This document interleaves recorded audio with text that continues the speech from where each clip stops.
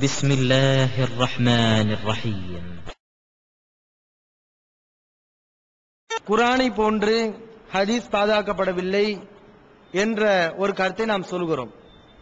குர்ஆனும் பாதுகாக்கப்பட்டிருக்கிறது, ஹதீஸும் பாதுகாக்கப்பட்டிருக்கிறது. அதுல எந்த சந்தேகமும் கிடையாது. குர்ஆனை நாம் ஆதாரமாக எடுப்போம், ஹதீஸையும் ஆதாரமாக எடுப்போம். அதில் எந்த விதமான சந்தேகமும் இல்லை. ஆனா நம்ம சொல்லக்கூடியது என்னன்னா, குர்ஆன் ஹதீஸோட முரண்பட்டா குர்ஆன் ரொம்ப வலிமையான அடிப்படையில் பாதுகாக்கப்பட்டிருக்கிறது. அந்த வலிமையான பாதுகாப்பு ஹதீஸுக்கு இல்லை. குர்ஆன் பாதுகாக்கப்பட்ட மாதிரி இல்லை. பாதுகாப்பு இருக்கிறது, குர்ஆனுக்கு இருக்கிற மாதிரியான பாதுகாப்பு இல்லை. அதனால குர்ஆனுக்கு நம்ம முன்னுரிமை கொடுக்கணும் அப்படின்னு நம்ம சொல்றோம். இதை சொல்றதுனால ஹதீஸை மறுக்கிறோம்னா நம்மளால சொல்ல முடியாது. ஹதீஸை ஏற்றுக்கொள்ளத்தான் செய்கிறோம். இவர் எப்படி நம்முடைய அந்த வாசகத்தை திருப்புறாருன்னா, ஹதீஸ் பாதுகாக்கப்படவில்லை என்றால் ஹதீஸ் என்ன அர்த்தம்? ஹதீஸ் பாதுகாக்கப்படவில்லை என்று சொன்னால் அவர் ஹதீஸை நம்பாத காஃபிராகத்தான் இருக்க முடியும் அப்படிங்கிறாரு. எந்த குர்ஆனை நம்முடைய மூத்த மார்க்க அறிஞர்கள், சஹாபாக்கள், தாபிஈன்கள் பாதுகாத்து நமக்கு கொடுத்தார்களோ, அதே மூத்த அறிஞர்கள், அதே மூத்த மார்க்க மேதைகள் ரசூலுல்லாஹ்வுடைய ஹதீஸையும் பாதுகாத்து தரம் பிரித்து சரியானது இதுதான், போலியானது இது என்று இனம் பிரித்து காட்டிவிட்டார்களோ, இதற்கு பிறகு ஒருவர் ஹதீஸ் பாதுகாக்கப்படவில்லை என்று சொன்னார், அவர் ஹதீஸை நம்பாத காபிராகத்தான் இருக்க வேண்டும். ஹதீஸ் பாதுகாக்கப்படவில்லை என்று சொன்னால் அவர் ஹதீஸை நம்பாத காஃபிராகத்தான் இருக்க முடியும் அப்படிங்கிறார். நம்ம அப்படி சொன்னோமா? ஹதீஸ் பாதுகாக்கப்படவில்லை என்று சொன்னோமா? வார்த்தையை திரிக்கிறார் பாருங்க. ஹதீஸ் பாதுகாக்கப்படவில்லை என்று சொன்னார். நம்ம அப்படி சொன்னோமா? ஹதீஸ் பாதுகாக்கப்படவில்லை என்று சொன்னோமா? குர்ஆன் பாதுகாக்கப்பட்டதை போன்று பாதுகாக்கப்படவில்லை. பாதுகாக்கப்பட்டிருக்கிறது, குர்ஆனை போன்று பாதுகாக்கப்பட்டிருக்கிறதா? குர்ஆனும் ஹதீஸும் முரண்பட்டால் குர்ஆனை போன்ற பாதுகாப்பு இல்லை என்ற காரணத்தினால் குர்ஆனுக்கு முன்னுரிமை கொடுங்கள் என்று நாம் சொல்கிறோம். இதை திருச்சி ஹதீஸ பாதுகாக்கப்படலன்னு இவங்க சொல்றாங்க, இவர்கள் சொல்கிறார்கள் என்று நம் மீது நாம் சொல்லாத ஒரு அவதூறை சொல்கிறார்கள். எப்படிப்பட்ட அவதூறு? ஹதீஸ் பாதுகாக்கப்படல நம்ம சொன்னோமா? ஆனா அப்படி சொல்றாரு. அன்பிற்குரிய சகோதரர்களே, நீங்கள் விளங்கிக் கொள்ள வேண்டும், ரசூல் ஸல்லல்லாஹு அலைஹி அவர்கள் இந்த குர்ஆனை எப்படி சஹாபாக்களுக்கு சொன்னாங்க? குர்ஆன் எப்படி பாதுகாக்கப்பட்டது? வருடா வருடம் ஜிப்ரீல் வருவார், நபி ஸல்லல்லாஹு அலைஹி அவங்களுக்கு குர்ஆனை ஓதி காமிப்பார், ஓதி காமித்து குர்ஆனை பலப்படுத்துவார். வருடா வருடம் வருவார். நபிகள் நாயகம் மரணித்த போது 2 தடவை வருகிறார். கடைசி தடவையாக 2 முறை குர்ஆனை நல்ல இதுதான் குர்ஆன், எந்த விதமான தப்பும் இல்லாமல் திரும்ப திரும்ப சொல்லி குர்ஆனுக்கு ஒரு வலிமையான ஒரு பாதுகாப்பை ஏற்படுத்துகிறார் ஜிப்ரீல் அலைஹிஸ்ஸலாம். இப்படி ஹதீஸுக்கு இருக்கிறதா? நாம் சொல்லக்கூடிய இந்த விஷயங்களை நியாயமாக சிந்திக்க வேண்டும். சும்மா சொல்லிட்டு போயிடலாம் ஹதீஸை மறுக்கிறாங்கன்னு. கேட்கக்கூடிய கேள்விக்கு பதில் இருக்கா? இந்த கேள்விக்கு பதில் என்ன? குர்ஆனுக்கு நபி ஸல்லல்லாஹு அலைஹி அவங்களுக்கு ஜிப்ரீல் இப்படி வருடா வருடம் குர்ஆனை பலப்படுத்தி போனாரே, இந்த மாதிரி ஹதீஸை பலப்படுத்திட்டு போனாரா? இது நம்முடைய கேள்வி. இது ஒண்ணு. இன்னொன்று, குர்ஆன் இறங்கிய அந்த காலகட்டத்தில் நபி ஸல்லல்லாஹு அலைஹி அவர்கள் சஹாபாக்களுக்கு குர்ஆனை எழுத சொன்னாங்க. குர்ஆனை எழுதி வைங்கன்னு சொன்னாங்க. சஹாபாக்கள் எழுதி வைத்தார்கள், ஏட்டிலே எழுதப்பட்டது. ஹதீஸை எழுதி வைக்க வேண்டாம்னு சொன்னாங்க. ஏன்னா குர்ஆனோட ஹதீஸ் என்ன செய்யும்? குழம்பி விடும். அதனால ஹதீஸ் எழுதி வைக்க வேண்டாம், குர்ஆனை என்ன செய்யுங்க, எழுதி வைங்காங்க. நபி ஸல்லல்லாஹு அலைஹி அவர்கள் இந்த குர்ஆனை என்ன செய்ய எழுதி வைக்க சொன்னாங்க. இது ஒரு வகையான பாதுகாப்பு. மூன்றாவதாக, சஹாபாக்கள் இந்த குர்ஆனை தொகுத்தார்கள். எப்ப தொகுத்தாங்க? ரசூலுல்லாஹ் காலத்தில் எழுதப்பட்டுருச்சு, பின்னாடி காலத்தில் எழுதப்படல. நபிகள் நாயகம் ஸல்லல்லாஹு அலைஹி வஸல்லம் காலத்திலே குர்ஆன் எழுதப்பட்டு முடிக்கப்பட்டு விட்டது. ஆனால் ஒன்றாக திரட்டப்படவில்லை. அதுதான் விஷயம். ஏட்டளவில் முழுமையாக திரட்டப்பட்டு இந்த மாதிரி ஒரு புத்தகமா இல்ல. அதுதான் விஷயம். அப்ப சஹாபாக்கள் என்ன பண்றாங்கன்னா, எல்லா சஹாபாக்கள் கூடி இதுதான் குர்ஆன் அப்படின்னு என்ன பண்றாங்க? தொகுக்கிறாங்க. குர்ஆனை தொகுக்கக்கூடிய பணியில் ஈடுபடுகிறார்கள். அந்த காலகட்டம் எப்படிப்பட்ட காலகட்டம்? சஹாபாக்களுடைய காலத்துல பொய்யர்கள் இருந்தார்களா? காஃபிர்கள் பொய்யா இருப்பாங்க. முஸ்லிமா இருக்கக்கூடியவங்க, உண்மையான ஆட்களாக இருக்கக்கூடியவங்க பொய் சொல்ல மாட்டாங்க. இன்னைக்கு உள்ளவங்க பொய் சொல்லிட்டு இருக்காங்க. ஆனா சஹாபாக்கள் காலத்துல அப்படி யாரும் பொய் சொல்லல. சஹாபாக்கள் யாரும் பொய் சொல்லவில்லை. அப்ப அந்த ஃபித்னா வராத, குழப்பங்கள் இல்லாத, நபிகள் நாயகம் ஸல்லல்லாஹு அலைஹி வஸல்லம் பெயரால் இட்டுக்கட்டு பரவாத காலத்துல குர்ஆன் துவக்கப்படுகிறது. ஆனால் ஹதீஸ் எப்ப துவக்கப்படுகிறது? சஹாபாக்கள் காலத்துல துவக்கப்பட்டுச்சா? ரசூலுல்லாஹ் காலத்துல துவக்கப்பட்டுச்சா? ரசூலுல்லாஹ் ஹதீஸ் எழுதி வைக்க சொன்னாங்களா? கிடையாது. ரசூலுல்லாஹ் இறந்து சஹாபாக்குடைய காலம் எல்லாம் முடிஞ்சு, தாபீனுடைய காலம் முடிஞ்சு, தாபீனுடைய காலம் வருது. இமாம் புகாரி எல்லாம் இது பின்னாடி தான் வர்றாங்க. அவங்களுடைய காலத்துல தான் துவக்கப்படுது. எப்போ?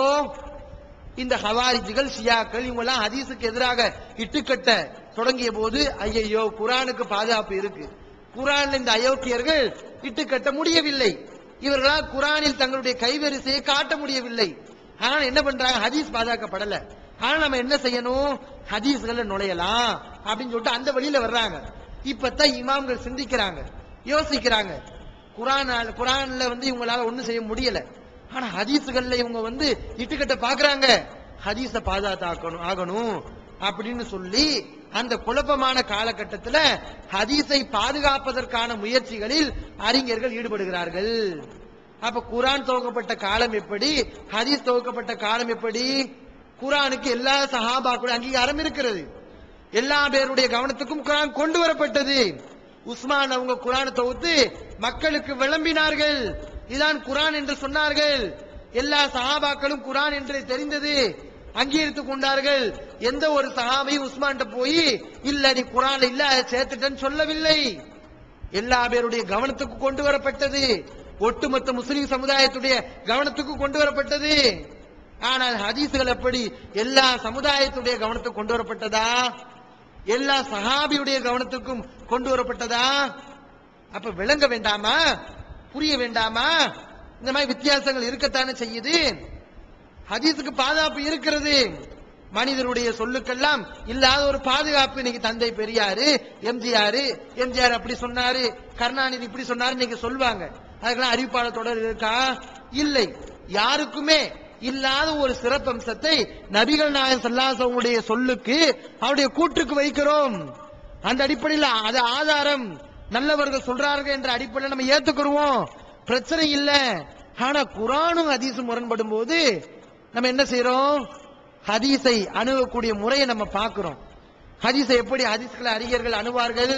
இவங்களுக்கு ஹதீஸ்களை பத்தி தெரியல, ஞானம் இல்ல, படிக்கிறது இல்ல, சும்மா பேசுறது, திட்டுறது.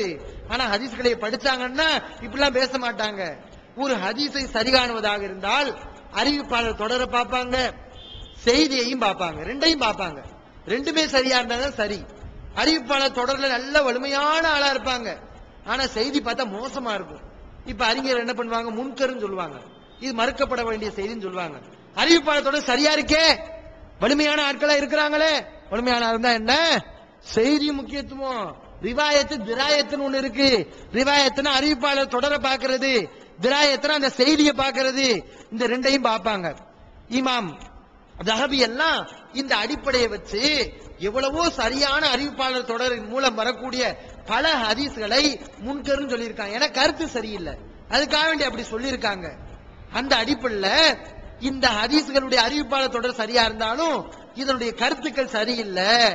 அதனால ஹதீஸ்களின் விதியின் அடிப்படையில் இது ஒரு நிபந்தனைக்கு உட்படாத காரணத்தினால் இது பலகீனமான செய்தி நம்ம சொல்றோம்.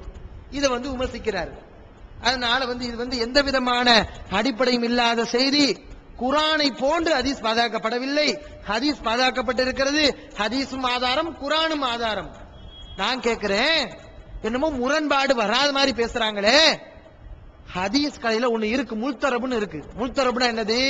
ஹதீஸ்களுக்கு மத்தியில முரண்பாடு இருக்கும். அதனுடைய அறிவிப்பாளர்கள் ரொம்ப சூப்பராக இருப்பார்கள், குறையே சொல்ல முடியாது, ரொம்ப வலிமையான ஆட்கள். ஆனா முரண்பாடு இருக்கும் ஹதீஸ்களுக்கு மத்தியில. அப்ப அறிஞர் என்ன பண்ணுவாங்க? கருத்துல முரண்பாடு இருக்கனால ஆட்கள் ரொம்ப சூப்பரா இருந்தாலும் கருத்துக்கள்ல முரண்பாடு வருது, என்ன செய்ய? நிறுத்தி வைன்னு சொல்லி முல்தரபுன்னு சொல்லுவாங்க.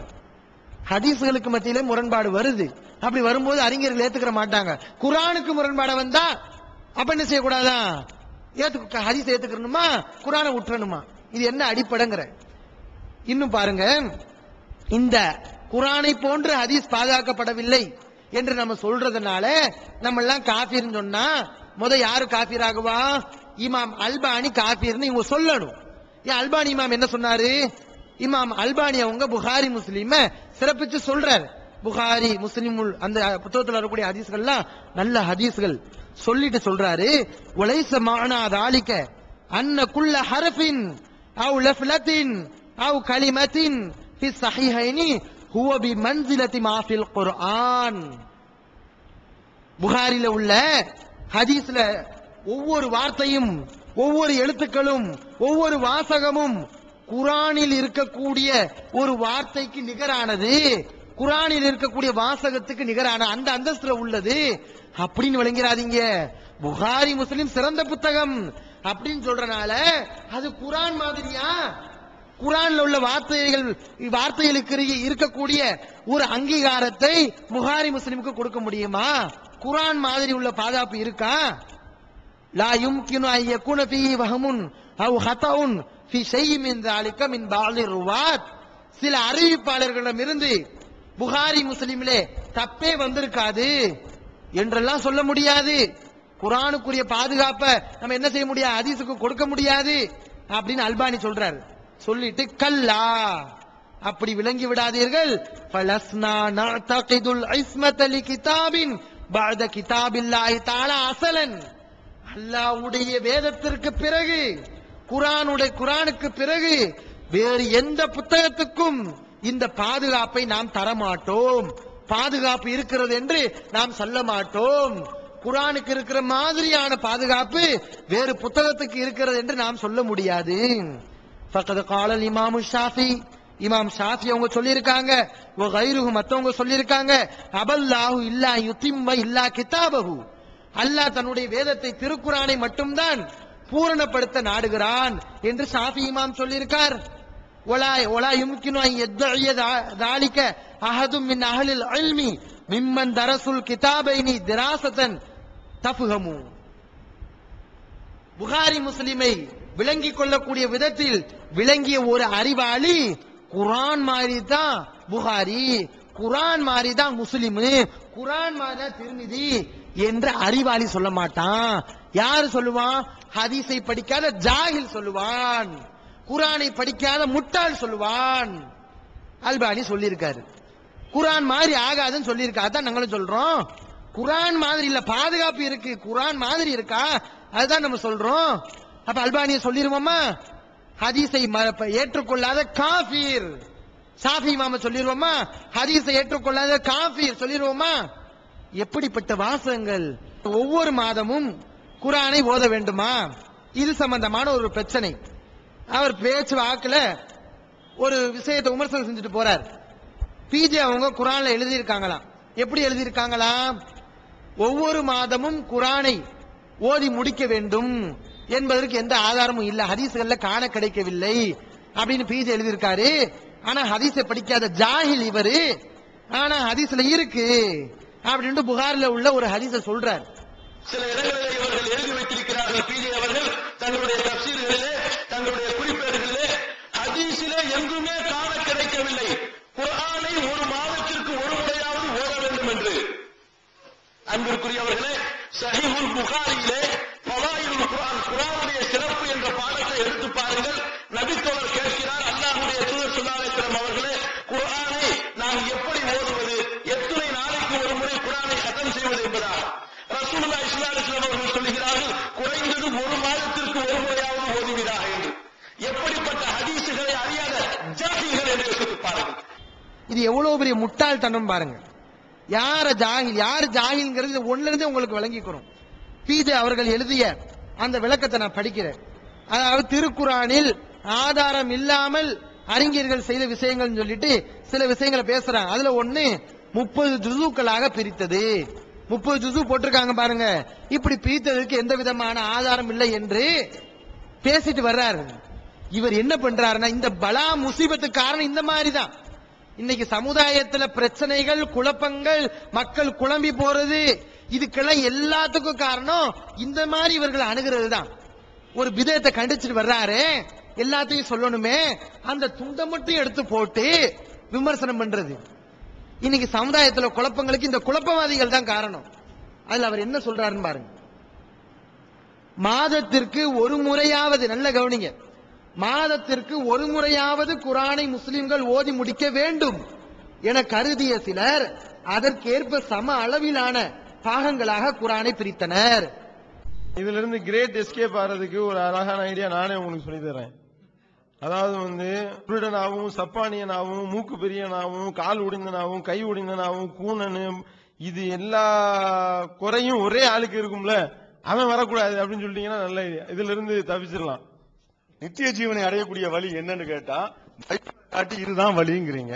இதுல நிறைய பொய் இருக்குன்னு கேட்டா ஆமா எங்களுக்கு தெரியுமே, மனித கரங்கள் விளையாடு இருக்கு ஆமா எங்களுக்கு தெரியுமே அப்படிங்கிறீங்க. அடுக்கடுக்கான கேள்வி கணைகளுக்கு அமைதி காத்த பாதிரியார்கள், படிக்க முடியாத பைபிள் வசனங்கள், கிறிஸ்தவர்களை திணற வைத்த விவாதம் ஒரு டிவிடியாக, விலை ரூபாய் 30 மட்டுமே, கொரியர் செலவு தனி. கிடைக்கும் இடம் TNTJ வீடியோ விஷன், எண் 30, அரண்மனைக்காரன் தெரு, மண்ணடி, சென்னை 1. செல் 9500168989. திருக்குரான் தமிழாக்கம் பி ஜெயினலாபுதீன். அனைவருக்கும் புரியும் எளிய நடை. தேவைப்படும் வசனங்களுக்கு தெளிவான விளக்கங்கள். கலை சொற்களின் விளக்கங்கள். திருக்குரான் எவ்வாறு அருளப்பட்டது, எவ்வாறு தொகுக்கப்பட்டது என்பது குறித்து முழுமையான விளக்கம். நபிகள் நாயகம் ஸல்லல்லாஹு அலைஹி வஸல்லம் காலம் முதல் இன்று வரை குர்ஆன் பாதுகாக்கப்பட்ட வரலாறு. திருக்குரான் இறைவனின் வார்த்தைகள் என்பதற்கான அடுக்கடுக்கான ஆதாரங்கள். முந்தைய பதிப்புகளை விட மெருகூட்டப்பட்ட செய்திகள், கூடுதலான பக்கங்கள், அழகிய வடிவமைப்பு, உயர்தரமான பைண்டிங். விலை ரூபாய் 300 மட்டுமே. வெளியீடு மூன் பப்ளிகேஷன், நம்பர் 83/3, முதல் வாடி, மூர்தரு, Mannady, Chennai 1. Phone 65690810. TNTJ video vision, எண் 30, அரண்மனைக்காரன் தெரு, மண்ணடி, சென்னை 1. செல் 9500168989. யாரு மாதத்துக்கு ஒரு முறையாவது குரானை ஓதி முடிக்க வேண்டும், ஒரு முறையாவது குரானை ஓதி முடிக்க வேண்டும், கண்டிப்பா ஒரு முறையாவது மாசத்துக்கு ஓதி முடிக்க வேண்டும் அப்படின்னு சொன்னவங்க, அப்படிங்கிற கருத்துல இருக்கிறவங்க குரானை 30 பாகம் என்ன செஞ்சிருக்காங்க, பிரிச்சிருக்காங்க. குரானை 30 நாட்களில் சம அளவில் ஓதியாக வேண்டும் என்று நபிகள் நாயகம் ஸல்லல்லாஹு அலைஹி அவர்கள் எந்த கட்டளையும் பிறப்பிக்கவில்லை. அன்பிற்குரிய சகோதரர்களே, குரோதத்தை எல்லாம் மனசுல இருந்து எடுத்து வச்சுட்டு நியாயமா சிந்திங்க. இவர் என்ன சொல்றாரு, குரானை 30 நாட்களில் சம அளவில் ஓதியாக வேண்டும் என்று நபிகள் நாயகம் ஸல்லல்லாஹு அலைஹி அவர்கள் எந்த கட்டளையும் பிறப்பிக்கவில்லை. சம அளவில் ஓதி ஆக வேண்டும், கண்டிப்பாக ஓதணுங்கிறதுக்கு ஆதாரம் இல்லை. 1 30 நாட்கள், அதாவது 30 சம அளவுல ஓதணும் என்பதற்கு ஆதாரம் இல்லை அப்படின்னு எழுதியிருக்காரு. இவர் சொன்ன ஹதீஸ் எப்படி இருக்கு, இவர் எழுதிய விளக்கம் தப்புன்னு சொன்னா இவர் காட்டக்கூடிய ஹதீஸ் எப்படி இருக்கணும், இல்ல ஒரு மாசத்துக்கு கண்டிப்பாக குரானை ஓதி ஆக வேண்டும் அப்படின்னு நபிகள் நாயகம் சொல்லி இருக்காங்க அப்படின்னு ஹதீஸை காட்டணும். சம அளவில் ஒரு நாளைக்கு ஒரு ஜுசுவு, 30 நாளைக்கு 30 ஜுசுவு, இப்படி மாசம் ஒவ்வொரு முஸ்லிமும் குரானை கண்டிப்பாக ஓதணும் அப்படிங்கிறதுக்குள்ள ஹதீஸ் ஆதாரம் காட்டணும். இவர் அப்படித்தான் அங்க எழுதியிருக்காரு. அதை மறுக்கிறது இருந்தா அப்படித்தான் ஹதீஸ் ஆதாரம் காட்டணும். புகார்ல ஒரு ஹதீஸை காட்டுறாரு, அந்த ஹதீஸை முன்னும் பின்னும் அவர் படிச்சு காட்டணும். படிச்சு காட்டியிருந்தா இவருடைய அந்த குழப்பம் மக்களுக்கு தெரிஞ்சிருக்கும், இவர் எப்படி பித்தலாட்டம் செய்கிறார் என்பது மக்களுக்கு விளங்கி இருக்கும். அந்த அவர் சொல்லக்கூடிய ஹதீஸ் எப்படி வருது, புகார்ல வருது. புகாரில 5052 அதுல எப்படி வருதுன்னா, ஒரு சஹாபி ஒவ்வொரு இரவும் குரானை ஓதிட்டு இருக்காரு. என்ன செய்யறாரு, குரானை ஒவ்வொரு இரவும் ஓதிட்டு இருக்காரு. அப்ப நபிகள் நாயகம் ஸல்லல்லாஹு அலைஹி வஸல்லம் சொல்றாங்க, சும் ஃபி குல்லி ஷஹரின் ஸலாசத்தன், நோன்பு அந்த மாதிரி என்ன தினமும் வச்சுக்கிட்டு இருக்காரு. நபிகள் நாயகம் ஸல்லல்லாஹு அலைஹி வஸல்லம் சொல்றாங்க, இல்ல நீங்க ஒவ்வொரு மாசத்துக்கும் 3 தடவை நோன்பு வைங்க. வக்கரையில் குர்ஆன ஃபி குல்லி ஷஹரின், ஒரு இரவுல ஒரு குர்ஆனை ஓதாதீங்க, ஒரு மாசத்துக்கு ஒரு முறை ஓதுங்கள் அப்படின்னு ரசூலுல்லாஹி ஸல்லல்லாஹு அலைஹி வஸல்லம் சொல்றாங்க. ஆனா அந்த சஹாபி எனக்கு சக்தி இருக்கு முடியும் அப்படிங்கிறாங்க. அப்ப நபிகள் நாயகம் ஸல்லல்லாஹு அலைஹி வஸல்லம் சொல்றாங்க, வக்ரா ஃபீ குல்லி சபஈன் ஃபீ குல்லி சபஈ லயாலின் மர்ரத்தன், ஒரு மாசத்துக்கு மேலேயும் நீ ஓதுவேன்னு சொன்னா அப்ப ஒரு வாரத்துக்கு ஒரு முறை ஓதுங்க அப்படி நபிகள் நாயகம் ஸல்லல்லாஹு அலைஹி வஸல்லம் சொல்றாங்க. இப்படி ஹதீஸ் வருது. அன்பிற்குரிய சகோதரர்களே, இந்த ஹதீஸ்ல மாசத்துக்கு கண்டிப்பாக ஒவ்வொரு முஸ்லிமும் குர்ஆனை ஓதி முடிக்க வேண்டும் அப்படிங்கிறதுக்கு ஆதாரம் இருக்கா? ரசூலுல்லாஹ் யாருக்கு சொல்றாங்க ஒரு மாசத்துக்கு ஒரு தடவை குர்ஆனை ஓதுப்பான்னு? ஒவ்வொரு நாளும் ஓதிக்கிட்டு இருந்த ஒரு ஆளு ஒரு இரவுல குர்ஆன் வரம்பு கடந்து குர்ஆனை ஓதுறாரு. வரம்பு கடந்த அளவே இல்லாமல் ஒரு இரவில் குர்ஆனை ஓதக்கூடிய ஆளுக்கு ரசூலுல்லாஹி அவங்க ஒரு எல்லையை நியமிக்கிறாங்க. ஒரு இரவுல ஓதாதீங்க, அப்பெல்லாம் வரம்பு கடந்து போக கூடாது. துறவரம் மார்க்கத்துல கிடையாது, தினமும் நோம்புலாம் கிடையாது. என்ன செய்யணும்? மாசத்துக்கு ஒரு முறை ஓதிக்கோங்க. ஓதுறதா மாசத்துக்கு ஒரு முறை ஓதுங்க, தினமும் அனுமதிக்க முடியாது. ஒரு வரம்பு கடந்து போகக்கூடிய ஒரு ஆளுக்கு இவ்வளவு காலத்துக்குள்ள ஓதுங்க அப்படி ரசூல் ஸல்லல்லாஹு அலைஹி வஸல்லம் எல்லையை தான் நிர்ணயிச்சிருக்காங்களே தவிர ஒரு மாசம் கண்டிப்பாக ஓதியாக வேண்டும் என்று ரசூல் ஸல்லல்லாஹு அலைஹி வஸல்லம் சொல்லியிருக்காங்களா? அப்படின்னா நீங்க முதல்ல செயல்படுத்துறீங்களா? இப்படி சொல்றாரு பாருங்க. இவர் ஒரு மாசத்துக்கு ஒரு தடவை குர்ஆனை முடிக்கிறாரா? மக்களுக்கு எல்லாம் சொல்லுங்க, மக்களே நீங்கள் ரசூல் ஸல்லல்லாஹு அலைஹி வஸல்லம் கட்டளை இருக்கிறது, அதனால மாசத்துக்கு ஒரு முறை நீங்கள் குர்ஆனை ஓத வேண்டும், கண்டிப்பாக ஓதணும். அதே மாதிரி தானே வாரத்துக்கு ஒரு முறை ரசூல் ஸல்லல்லாஹு அலைஹி வஸல்லம் ஓத அனுமதி கொடுக்கறாங்க. அப்படின்னா வாரத்துக்கு ஒரு முறை குர்ஆனை கண்டிப்பா ஓதணும்னு சொல்ல முடியுமா? இது எப்படி சொல்லப்பட்ட வாசகம்? யாருக்கு சொன்னாங்க? கண்டிப்பா ஓதணுங்கிறதுக்காண்டி சொன்னாங்களா? கிடையாது. வரம்பு கடந்து ஓதக்கூடியவங்களுக்கு ஓதுறா இருந்தா ஒரு மாசம் அளவுக்கு ஓதிக்குங்க, அவ்வளவுதான் என்று ரசூல் ஸல்லல்லாஹு அலைஹி வஸல்லம் எல்லையா நியமிச்சாங்க. இந்த ஹதீஸ அவர் வேற ஒண்ணு சொல்லியிருக்கா, இந்த ஹதீஸ் வேற ஒண்ணு சொல்லுது. இது அதுக்கு முடிச்சு போட்டு ஹதீஸை படிக்காத ஜாஹில்ங்கிறாரு. யார் ஜாஹில்? நீங்க தான் ஹதீஸ படிக்காத ஜாஹில். ஹதீஸ ஒழுங்கா படிக்காத மக்களை குழப்பறீங்க, மக்களை ஜாஹில் ஆக்குறீங்க, மூடனை ஆக்குறீங்க. அப்ப பாக்குற சம்மதம் இல்லாத ஹதீஸ சொல்லி அவர் கண்டிப்பு கட்டாயம் ஓதணுங்கிறதுக்கு ஆதாரம் இல்லைங்க எழுதியிருக்காரு, சம அளவுல ஓதணுங்கிறதுக்கு ஆதாரம் இல்லைன்னு எழுதியிருக்காரு. சம்மதம் இல்லாத ஹதீஸ சொல்லி அவரை ஜாஹில் இவர் சொல்றார். அன்பிற்குரிய சகோதரர்களே, அடுத்த விஷயம் இந்த அலிஃப் லாம் மீம். இது சம்பந்தமான ஒரு பெரிய சர்ச்சை. என்ன சர்ச்சை என்றால், குர்ஆன்ல சில சூறாக்களுக்கு முன்னால் அலிஃப் லாம் மீம், அலிஃப் லாம் ரா, காஃப் ஹா யா ஐன் ஸாத், அலிஃப் லாம் ஸாத், காஃப் நூன், இந்த மாதிரி சில எழுத்துக்கள் வருது. இந்த எழுத்துக்களுக்கு சகோதரர் பிஜே அவங்க என்ன விளக்கம் கொடுத்திருக்காங்கன்னா, இந்த எழுத்துக்களுக்கு ஏதோ ஒரு விளக்கம் இருந்ததா நமக்கு தெரியல. தெரிந்தா அல்லாஹ் சொல்லியிருப்பான். அல்லாஹ் விளங்காத ஒரு விஷயத்தை என்ன செய்ய மாட்டான், பேச மாட்டான். இது அன்றைய அரபுகள்கிட்ட இருந்த ஒரு வழக்கு அப்படின்னு விளக்கம் கொடுக்கிறார். அது ஒரு நீண்ட விளக்கம். இப்ப இவர் என்ன சொல்றாருன்னா, இந்த எழுத்துக்களுக்கு அர்த்தம் இருக்கு. எந்த எழுத்துக்களுக்கு? இந்த காஃப் ஹாயா ஹுரூஃபே முகத்தான்னு சொல்லுவாங்க, துண்டு துண்டான எழுத்துக்கள். இந்த எழுத்துக்களுக்கு அர்த்தங்கள் இருக்கிறது, ஆனா அந்த அர்த்தம் நமக்கு தெரியாது, அல்லாஹ்வுக்கு தான் தெரியும் அப்படிங்கிறாரு. இப்படி இந்த விளக்கத்துக்கு என்ன ஆதாரம் அப்படின்னு சொன்னா, ஒரு வசனத்தை என்ன செய்யறாருன்னா தப்பு தப்பா வசனத்தை விளக்கம் கொடுக்கிறார். அல்லாஹ் குர்ஆன்ல சொல்கிறான், ஹுவல்லதி அன்ஸல அலைக்கல் கிதாப, அவன்தான் உங்கள் மீது இந்த வேதத்தை அருளி இருக்கிறான். மின்ஹு ஆயாத்துன் முஹ்கமாத்துன், இதிலே உறுதியான வசனங்கள் இருக்கிறது. உன்ன உம்முல் கிதாப், இதுதான் வேதங்களுடைய அடிப்படை, தான் வேதத்தினுடைய அடிப்படை. உஹர் முத்தஷாபிஹாத்துன், இன்னொரு சில வசனங்கள் இருக்கிறது, அது முத்தஷாபிஹாத்தான வசனங்கள், பல பொருள் தரக்கூடிய வசனங்கள். ஃபம்மல்லதீன ஃபீ குலூபிஹிம் ஸைகுன், இதெல்லாம் அவர் சொல்லல. பின்னாடி உள்ள அந்த இதெல்லாம் அவர் ஒழுங்கா மக்களுக்கு விளக்கல. யாருடைய உள்ளத்துல வழிகேடு இருக்கிறதோ ஃபயத்தபிஊன மா தஷாபஹ மின்ஹு, முத்தஷாபியை பின்பற்றுவார்கள். எதுக்கு? இப்திகா அல் ஃபித்னதி வப்திகா தஅவீலிஹி, தப்பான விளக்கத்தை தேடி தப்பான அர்த்தத்தை கொடுக்கிறதுக்காக வேண்டி அந்த வசனங்களுக்கு விளக்கத்தை தேடுவாங்க. உமா யஅலமு தஅவீலஹு இல்லல்லாஹு, அதனுடைய விளக்கத்தை அல்லாஹ்வும் வர்ராசிகுன ஃபில் இல்மி, கல்வியிலே தேர்ச்சி பெற்றவர்களையும் தவிர வேறு யாரும் அறிய முடியாது. யக்கூலூன, அந்த கல்வியிலே தேர்ச்சி பெற்றவர்கள் சொல்வார்கள், ஆமன்னா பிஹி, இதை நாங்க நம்புறோம், குல்லும் மின் இந்தி ரப்பினா, எல்லாமே எங்களுடைய இறைவனிடமிருந்து வந்ததுதான். உமா யذكரு இல்லா உலுல் அல்பாப், அறிவாளிகளை தவிர யாரும் படிப்பினை பெற மாட்டார்கள் என்று அல்லாஹ் இந்த வசனத்தை என்ன செய்யறான், சொல்லிக் கொண்டு வருகிறான். இப்ப இவர் இந்த வசனத்துல 2 இடங்கள்ல தப்பு செய்யறார். 2 இடங்கள்ல தப்பான அர்த்தம்.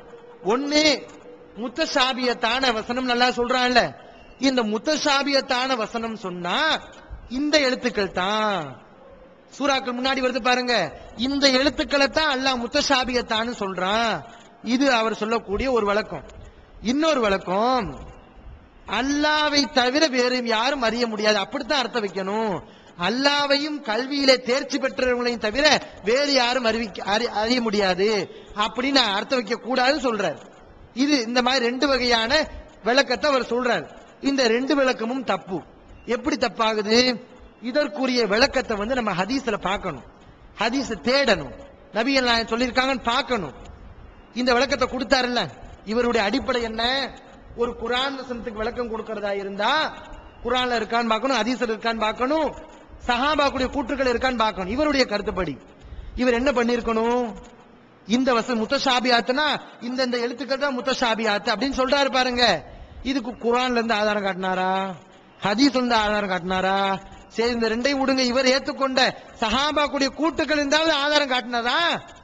இதுல இல்லான்னா சொன்னா அவன் நரகவாசின்னு சொன்னார்ல.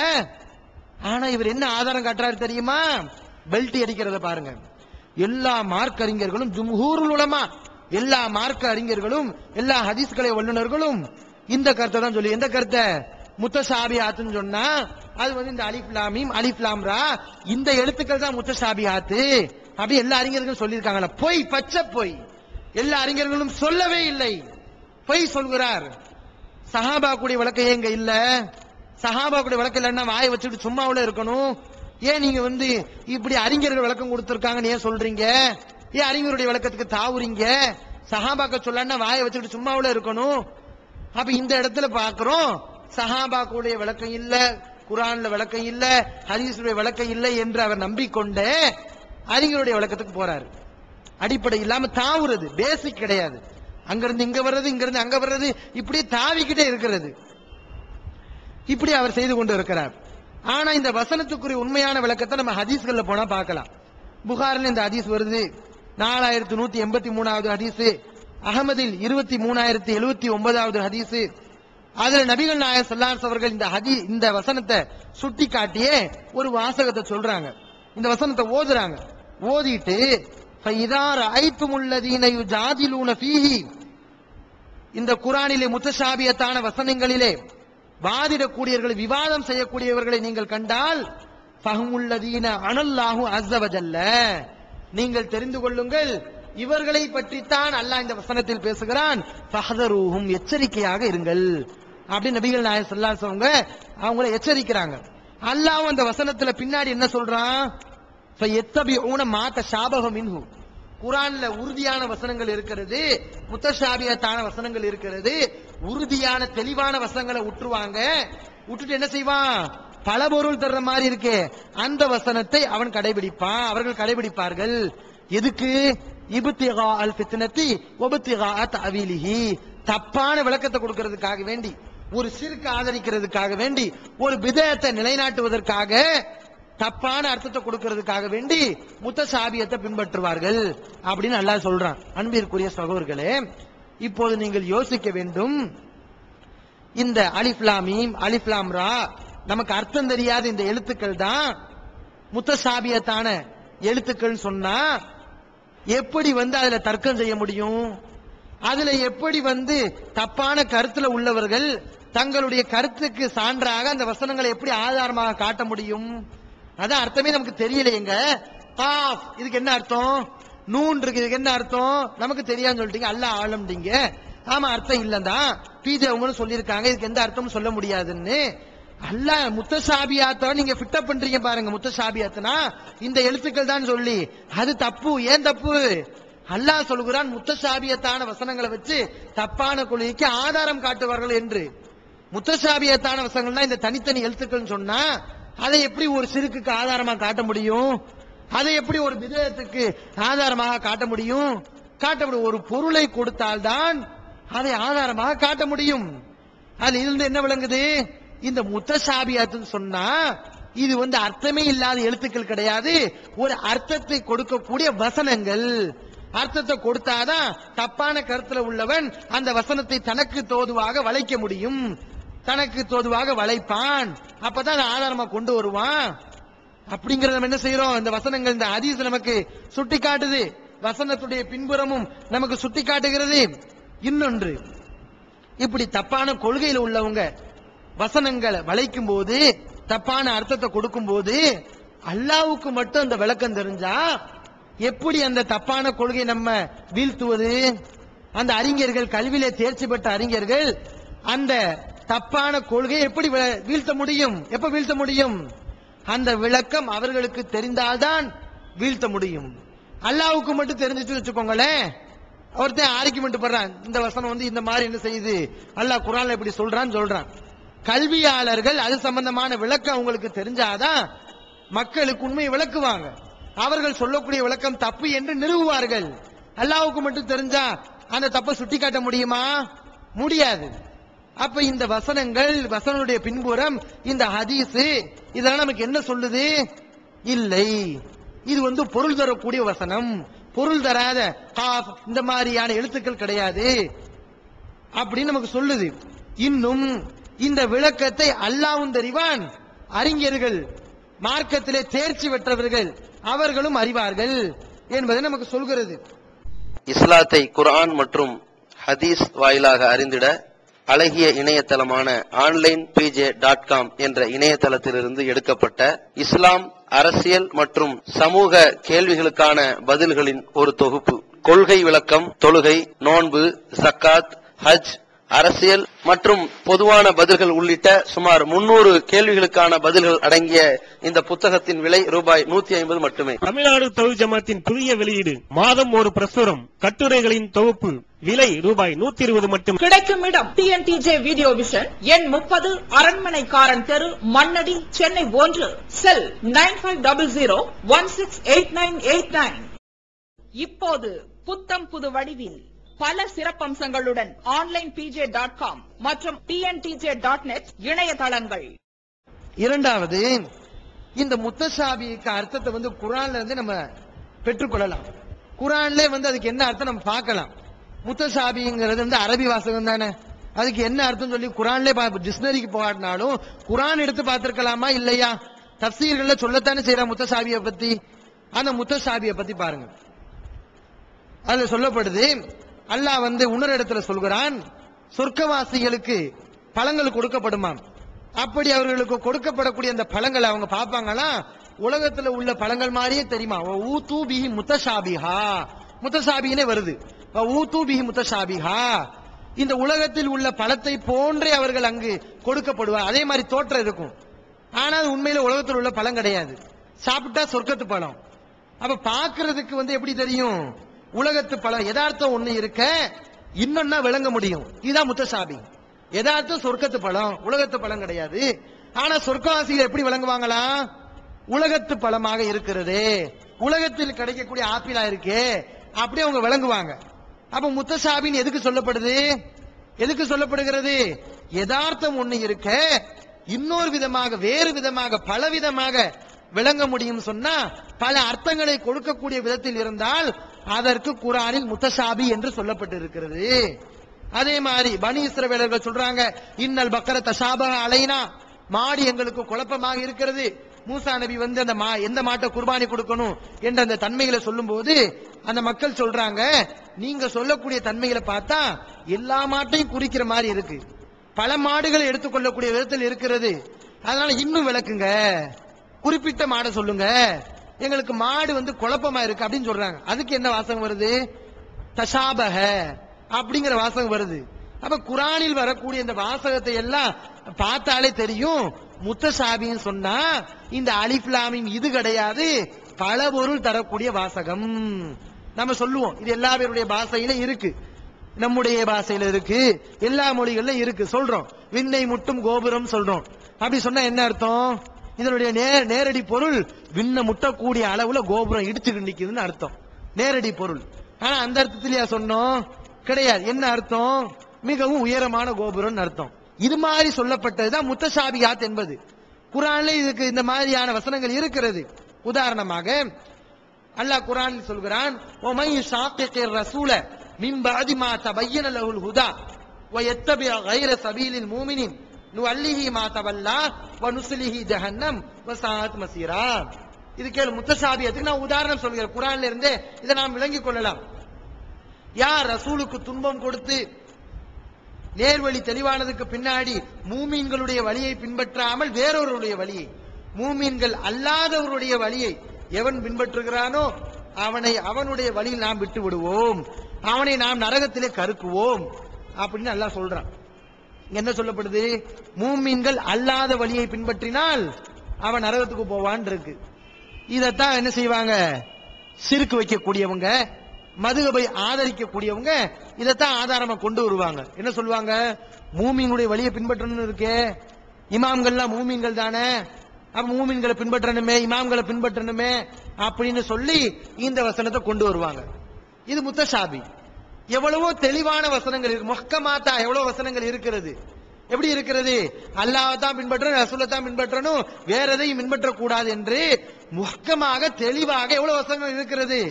அல்லாஹ் சொன்ன மாதிரி அந்த தெளிவாக இருக்கக்கூடிய அல்லாஹ் ரசூலை பின்பற்றணும், அல்லாஹ் ரசூலை பின்பற்றணும் வருமே, அந்த வசனங்களை எல்லாம் காட்டாம, அதெல்லாம் சொல்லாம, அதையெல்லாம் விட்டு விட்டு இந்த வசனத்தை கொண்டு வருவாங்க. ரெண்டு பொருள் வர்ற மாதிரி நமக்கு தெரியும். ஆமா, மூமியினுடைய வழியை பின்பற்றணுமே, அப்ப மக்கள்லாம் ஒண்ணு செஞ்சா அதை ஏத்துக்கிட்டு தானே ஆகணும் அப்படின்னு என்ன செய்வோம், நம்ம விளங்குவோம். ஆமா, அப்படித்தானே தெரியுது, மூமியுடைய வழியை பின்பற்றணும் தானே இந்த வசனம் சொல்லுது அப்படின்னு நம்ம நினைப்போம். ஆனா கல்வியிலே தேர்ச்சி பெற்ற அறிஞர்கள் சொல்வார்கள், கிடையாது, இது அந்த மூமியினுடைய வழின்னு சொன்னா குர்ஆனைஸ் தான் மூமியினுடைய வழி. குர்ஆனைஸ் இல்லாம ஒன்ன சொன்னா அது மூமியினுடைய வழி இல்ல, அல்லாஹ் குர்ஆனிலே விளக்குகிறான்னு சொல்லி கல்வியாளர்கள் விளக்குவார்கள். அவங்க சொல்வாங்க, இன்னமா கான கௌலல் மூமினின், மூமியுடைய சொல்லு என்ன, இதா துஉ இலல்லாஹி வ ரசூலிஹி லியஹ்கும பைனஹும் அன் யகூலு சமிஅனா வ தஅனா, அல்லாஹ் ரசூல் பக்கம் வாருங்கள் என்று சொல்லப்பட்டால் நாங்கள் கேட்டோம் கட்டுப்பட்டோம் சொல்லுவாங்க. இதுதான் மூமியினுடைய வழின்னு சொல்லி கல்வியிலே தேர்ச்சி பெற்றவர்கள் சொல்வார்கள். அப்ப இந்த வசனத்தை முத்தசாபியாக ரெண்டு விதத்தில் விளங்கக்கூடிய இந்த வசனத்தை கல்வியிலே தேர்ச்சி பெற்ற அறிஞர்கள் அந்த முஹ்கமான உறுதியான ரெண்டு விதத்தில் விளங்காம தெளிவாக சொல்லக்கூடிய அந்த வசனங்களை மேற்கோள் காட்டி இதனுடைய பொருளை விளக்குவார்கள். ஆனா உள்ளத்துல நோய் உள்ளவங்க என்ன செய்வாங்க, இந்த வசனத்தை காமிச்சு இது சஹாபாக்களை பின்பற்றணும்னு சொல்லுது, இது இமாம்களை பின்பற்றணும்னு சொல்லுது, முஹ்கமத்தெல்லாம் உற்றுது, இதை எடுத்து காட்டுவாங்க. இந்த அடிப்படையில் தான் முத்தசாபி என்பது பல கருத்துக்கு வரக்கூடிய வசனம். இது குர்ஆன்ல இருந்து இந்த வார்த்தைகளுக்கு நாம் அர்த்தத்தை தெரிந்து கொண்டோம். இனி அடுத்து ஒமா யஅலமு தஅவீலஹு இல்லல்லாஹு வர்ராசிகுன ஃபில் இல்மி, அல்லாஹ் வர்ராசிகுன ஃபில் இல்மி என்பதை சேர்க்கிறான். அல்லாஹ்வோட என்ன செய்யறான், கல்வியாளர்களை சேர்க்கிறான். நீங்க ஒன்றை விளங்கிக் கொள்ள வேண்டும், இந்த இடத்தில் ஏன் அல்லாஹ் கல்வியிலே தேர்ச்சி பெற்றவர்களை எதுக்கு சொல்ல வேண்டும்? அல்லாஹ்வுக்கு மட்டும் தெரியும் சொன்னா அல்லாஹ்வுக்கு மட்டும் தான் அந்த விளக்கம் தெரியும். மூமின்கள் எல்லாம் நாங்கள் நம்புகிறோம், இதை நாங்க நம்புறோம், குல்லுமின் ஐந்தி ரப்பினா, எல்லாமே எங்களுடைய இறைவனிடம் தான் வந்திருக்கிறது என்று பொதுவாக அல்லாஹ் மூமின்களை சொல்லியிருப்பான். ஆனா அல்லாஹ் இங்க என்ன செய்யறான், இல்லைன்னா எல்லா மூமின்களும் சொல்ல வேண்டிய ஒரு விஷயம் தானே, குல்லுமின் இந்தி ரப்பினா, எல்லாமே எங்களுடைய இறைவனிடம் வந்ததுதான் நாங்க நம்புறோம் என்பது எல்லா பேரும் சொல்லக்கூடிய விஷயம். ஆனா அல்லாஹ் இந்த இடத்துல யார சொல்றான், கல்வியிலே தேர்ச்சி பெற்ற கல்வியாளர் கூட சொல்ல, கல்வியிலே பாண்டித்துவத்தை பெற்றவர்கள் தேர்ச்சி பெற்றவங்க ஏன் சொல்றான், அல்லாஹ்வுடைய வளம் ஒண்ணு இருக்குங்க. பொதுவாக ஒரு விஷயங்களை அல்லாஹ் ஏற்றுக்கொண்டு சொல்லும் போது அதோட கல்வியாளர்களை அல்லாஹ் சேர்ப்பான். அப்படி சேர்க்கிறான். ஷஹீத் அல்லாஹு அன்னஹு லா இலாஹ இல்லல்லாஹு வல் மலாயிகத்து வ உலுல் இல்மி காயிமம் பில் கிஸ்த். இந்த இதுல அல்லாஹ் என்ன செய்றான், அல்லாஹ் சான்று பகர்கிறான், லா இலாஹ இல்லல்லாஹ் என்று வணக்கத்திற்குரிய இறைவன் அல்லாஹ்வை தவிர வேறு யாரும் இல்லை என்று அல்லாஹ் சான்று பகர்கிறான். வல் மலாயிகத்து, மலக்குமார்கள் சான்று பகர்கிறார்கள். உலுல் இல்மி, யாரையும் சேர்த்துக்கிறான் அந்த இடத்துல, அல்லாஹ் கல்வியாளர்களையும் சேர்த்துக்கிறான். இது அல்லாஹ்வுடைய ஒரு அல்லாஹ் இந்த மாதிரி செய்வான். ஒரு விஷயங்களை பத்தி பேசும்போது தான் அறிந்து கொண்டால், மலக்குகள் அறிந்து கொண்டால் அதோட கல்வியாளர்களையும் சேர்த்து அல்லாஹ் பேசுகிறான். அந்த அடிப்படையில் பார்க்கிறோம். இன்னும் இந்த வசனத்துடைய பிற்பகுதியிலே அல்லாஹ் அந்த விளங்குறது புரிகிறது என்று வரும்போது விதிவிலக்கல் அதே வசனத்துல, இந்த முத்தசாபியத்தை பத்தி பேசக்கூடிய அதே வசனத்துல அல்லாஹ் விதிவிலக்கலை கொடுக்கிறான். எப்படி, ஒமா யذكر இல்லா உலுல் அல்பாப், கல்வியாளர்களை தவிர புரிய மாட்டார்கள், யோசிக்க மாட்டாங்கன்னு அல்லாஹ் கல்வியாளர்களுக்கு புரியக்கூடிய விஷயத்துல விதிவிலக்கலை கொடுக்கிறான். அப்ப விளங்கக்கூடிய விஷயத்துல, புரியக்கூடிய விஷயத்துல அல்லாஹ் இப்படி விதிவிலக்கல் கொடுத்திருக்கும் போது, தன்னுடன் கல்வியாளர்களை அல்லாஹ் சேர்த்து கொண்டிருக்கும் போது ஏன் கல்வியாளர்கள் நீங்க சேர்க்காம தனியா கிளட்டி விடுறீங்க? அப்ப இது ஒரு அடிப்படை இல்லாத ஒரு விஷயம். இன்னொன்னு அவங்க சொல்றாங்கல்ல, அல்லாஹ்வுக்கு மட்டும் தான் தெரியும், வேற யாருக்குமே தெரியாதுன்னு சொல்றாங்கல்ல, இது தப்பு. எந்த அடிப்படையில் தப்புனா, அல்லாஹ் இந்த குர்ஆனை பத்தி சொல்லும் போது லா துஹர்ரிக் பிஹி லிசானக லிதஅஜல பிஹி, நபியே நீங்கள் அவசரப்பட்டு நாவை அசைக்காதீங்க. இன்ன அலைனா ஜமஅஹு வ குர்ஆனஹு, இந்த குர்ஆனை ஒன்று திரட்டுவது, அதை ஓதி காட்டுவது நம் மீது கடமை அப்படி சொல்லிட்டு வரும்போது சும்மா இன்ன அலைனா பயானா, இதை விளக்குவது நம் மீது கடமை. குர்ஆனை விளக்குறது யார் மேல கடமை, அல்லாஹ் மேல கடமை. குர்ஆன் அல்லாஹ் கண்டிப்பா என்ன செய்வான், விளக்குவான் அப்படின்னு என்ன செய்யறான் அல்லாஹ் குர்ஆன்ல சொல்றான். இந்த மாதிரி வலவ் ஜஅல்னாஹு குர்ஆனன் அஜமியன், இதை அந்நிய மொழியில் உள்ள குர்ஆனாக ஆக்கி இருந்தால் லகால அவங்க சொல்லியிருப்பாங்க, அந்த காஃபிர்கள் எல்லாம் சொல்லியிருப்பாங்க, லவ்லா ஃபுஸிலத் ஆயாத்துஹு, இதனுடைய வசனங்கள் விளக்கப்பட்டிருக்க வேண்டாமா, அஜமியுன் அரபியுன், அரபி உள்ளவனுக்கு எப்படி அந்நிய மொழியில இருந்து நீங்க குர்ஆனை கொடுப்பீங்க அப்படிலாம் விமர்சனம் செய்வான்னு அல்லாஹ் சொல்றான். அதனாலதான் அரபி மொழியில இருக்கிற விளங்குறதுக்கு தகுந்த மாதிரி அப்படின்னு அல்லாஹ் குர்ஆன்ல சொல்கிறான். இன்னும் இந்த அலிஃப் லாம் ராவுக்கு அடுத்தே சொல்கிறான், தில்க ஆயாத்துல் கிதாபில் முபீன் பிலிசானின் அரபியின் முபீன், இந்த குர்ஆன் தெளிவான அரபு மொழியில் இறங்கியது என்றெல்லாம் அல்லாஹ் சொல்கிறான். இப்ப நம்ம என்ன சொல்றதுன்னா, இந்த வசனத்துக்கு முத்தஷாபியாத்து வந்து அல்லாஹ்வை தவிர வேற யார் அறிய முடியாதுன்னா, குர்ஆனை விளக்குற நம்ம மேல கடமைன்னு சொல்றானே, அல்லாஹ் அந்த கடமையில தவறி விட்டானா? அல்லாஹ் மனிதர்களுக்கு தெரியாத ஒரு விஷயத்தை பேசுறானா? இவர்தான் சொன்னார். நம்ம சொன்னோம் இந்த அலிஃப் லாமையும் இந்த எழுத்துக்களுக்கெல்லாம் அர்த்தம் வந்து கிடையாது, ஆனா ஒரு நோக்கத்துக்காக வேண்டி சொல்லப்பட்டது என்று சொன்னோம். அப்ப இவர் கேள்வி கேட்டார், ஒரு அறிவாளி அர்த்தம் இல்லாம பேசுவானா அப்படின்னு கேட்டார். நம்ம பின்னாடி விளக்குவோம், அர்த்தம் இல்லாம பேசுவானா அப்படின்னு கேட்கிறார். இப்ப நாமளே அந்த கேள்வி கேட்கிறோம், ஒரு அறிவாளி அர்த்தத்தோட பேசினாலும் அந்த அர்த்தம் மக்களுக்கு விளங்காதபடி பேசுவானா? யாருக்கு விளங்காதபடி அல்ல ஒரு மனுஷன் பேசுவானா? பேச மாட்டான். பேசுறதா இருந்தா அவங்களுக்கு விளங்குறதா இருந்தா நான் பேசுவோம். ஒரு ஆள் இந்தியே தெரியல, அவர்கிட்ட போய் நான் ஹிந்தி பேசுவேனா? எனக்கு தெரியுது இவருக்கு ஹிந்தி தெரியாதுன்னு, அவர்கிட்ட போய் ஹிந்தி மொழியில பேசுவேனா? அப்ப இவர் சொல்றாரு அல்லாஹ்வுக்கு அர்த்தம் தெரியும், ஆனா அல்லாஹ் தெரிஞ்சு கொண்டேதான் நமக்கு தெரியாத விதத்தில் அல்லாஹ் பேசுறான் அப்படின்னு இவர் சொல்றாரு. இது எந்த அடிப்படையில சரி? குர்ஆன்ல அல்லாஹ் விளக்குற நம்ம கடமைன்னு சொல்றானே, அப்ப இந்த அடிப்படையிலையும் இவர் இந்த குர்ஆன் வசனத்துக்கு விளக்கம் கொடுக்கிறது தப்பு. இன்னும் 5வது அடிப்படையில் நம்ம பார்த்தோம்னா, நம்ம சொல்லக்கூடிய விளக்கம் புதுசுலாம் கிடையாது. அறிஞர்கள் சொல்லியிருக்காங்க. முகமது இப்னு ஜாஃபர் இப்னு ஜுபைர்ங்கிறவர் சொல்றாரு, முத்தஷாபியாத்துன்னு சொன்னா பல பொருள் தரக்கூடிய வசனம் என்றெல்லாம் அறிஞர்கள் விளக்கம் கொடுத்திருக்காங்க. அன்பிற்குரிய சகோதரர்களே, இந்த இடத்துல இந்த முத்தஷாபியாத்துக்கு வந்து சஹாபாக்குடைய கூற்ற புறக்கணிச்சுட்டு அறிஞருடைய கூற்றுக்கு போறாரு. ஏன் சஹாபாக்கு இதுக்கு விளக்கம் கொடுக்கலையா? முத்தஷாபியாத்துனா என்னன்னு விளக்கம் கொடுக்கலையா? கொடுத்திருக்காங்க. எப்படி கொடுத்திருக்காங்க? அதை சொன்னா மாட்டிக்கிறோங்கிறதுக்காக வேண்டி இந்த இடத்துல சஹாபாக்களை பின்பற்றாம பல்டி அடிக்கிறார். அதுல இப்னு அப்பாஸ் என்ன விளக்கம் கொடுக்கறாங்க? குறிப்பிட்ட 3 வசனங்களை சொல்லி இது முஹ்கமாத்துங்கறாங்க இப்னு அப்பாஸ். அப்ப மத்ததெல்லாம் முத்தஷாபியாத்தா? இப்னு அப்பாஸ் 3 வசனங்களை சொல்லி ஹிய ஸலாசுல் ஆயாத்தி, முஹ்கமாத் என்பது முஹ்கமாத்னா உறுதிப்பட தெளிவான வசனங்கள் 3 வசனங்கள்ங்கறாரு. அப்ப குர்ஆன்ல தெளிவா 3 வசனங்கள் தான் இருக்கா, மிச்சம் எல்லாம் வந்து முத்தஷாபியா தெளிவில்லாத வசனங்கள். இப்படி இப்னு அப்பாஸ் சொல்லியிருக்காங்க. இது ஒரு விளக்கம். இன்னும் இப்னு அப்பாஸ் சொன்னதா வருது, இந்த முஹ்கமாத் வந்து நாசிஹ் மாற்றக்கூடிய வசனங்கள், ஹலாலு ஹராம் இது சம்பந்தமான வசனம். முத்தஷாபியாத்னா என்ன? மன்சூஹ் மாற்றப்பட்ட வசனங்கள், சட்டம் மாற்றப்பட்ட வசனங்கள். அப்படி இப்னு அப்பாஸ் சொல்லியிருக்காரு. இந்த விளக்கத்தை ஏத்துக்கொண்டா இவர் என்ன செய்ய வேண்டியது வரும்? மன்சூஹ் நமக்கு தெரியாதுன்னு சொல்ல வேண்டியது வரும். ஏன்? அல்லாஹ்வுக்கு மட்டும்தான் அந்த விளக்கம் தெரியும், வேற யாருக்கு தெரியும்? அர்த்தம் செய்யறாரு. இந்த இடத்துல இப்னு அப்பாஸ் சொல்லக்கூடிய விளக்கத்தை ஏத்துக்கிட்டா மாற்றப்பட்ட வசனங்கள் அல்லாஹ்வுக்கு மட்டும்தான் தெரியும், வேற யாருக்கு தெரியும்? அர்த்தம் வரும். அதுக்காண்டி இவர் என்ன செய்யறாருன்னா, இப்னு அப்பாஸுடைய கூற்றெல்லாம் ஓரமா கட்டி குப்பையில தூக்கி போட்டுட்டு அறிஞர்கள் அப்படி சொல்லி இருக்காங்க. என்ன அறிஞர்கள்? ஏன் சஹாபி என்னாச்சு? பெல்ட் அடிக்கிற பாத்தீங்களா? இவர்களுடைய கூற்றுகளே சான்று இருக்கிறது, சஹாபாக்களை பின்பற்ற முடியாது. இந்த மாதிரியான விளக்கங்கள். அப்ப இதுல இருந்து நமக்கு விளங்குகிறது, இந்த வசனத்துக்கு முத்தஷாபியாத் சொன்னா அது வந்து அலிஃப் லாம் மீம் அலிஃப் லாம் ரா இதுதான் முத்தஷாபியாத் என்று சொல்வது அடிப்படையற்ற வாதம். அல்லாஹ்வுக்கு மட்டும்தான் தெரியும் என்று சொல்வது அடிப்படையற்ற வாதம். அடுத்து சகோதரர் அவங்க வந்து சொல்றாரு, நபி ஸல்லல்லாஹு அலைஹி வஸல்லம் இருந்து, அதாவது இவர் ஒரு விளக்கத்தை சொல்றாரு பாருங்க, அல்லாஹ்வுக்கு மட்டும் அல்லாஹ்வுக்கு மட்டும்தான் தெரியும், அறிஞர்களுக்கு தெரியாதுன்னு விளக்கம் கொடுக்கிறாருல்ல.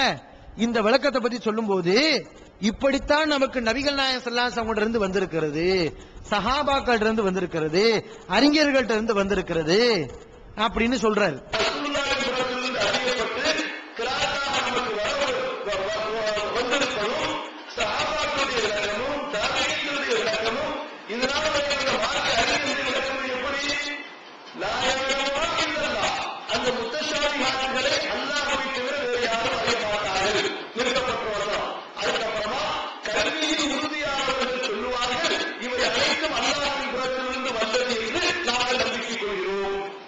எப்படி வந்திருக்கான்? அல்லாஹ்வுக்கு மட்டும்தான் தெரியும், ராசிகின் கல்வியில தேர்ச்சி பெற்றவர்கள் தெரியாது, இப்படித்தான் வந்திருக்குங்கிறாரு. அது உண்மையா?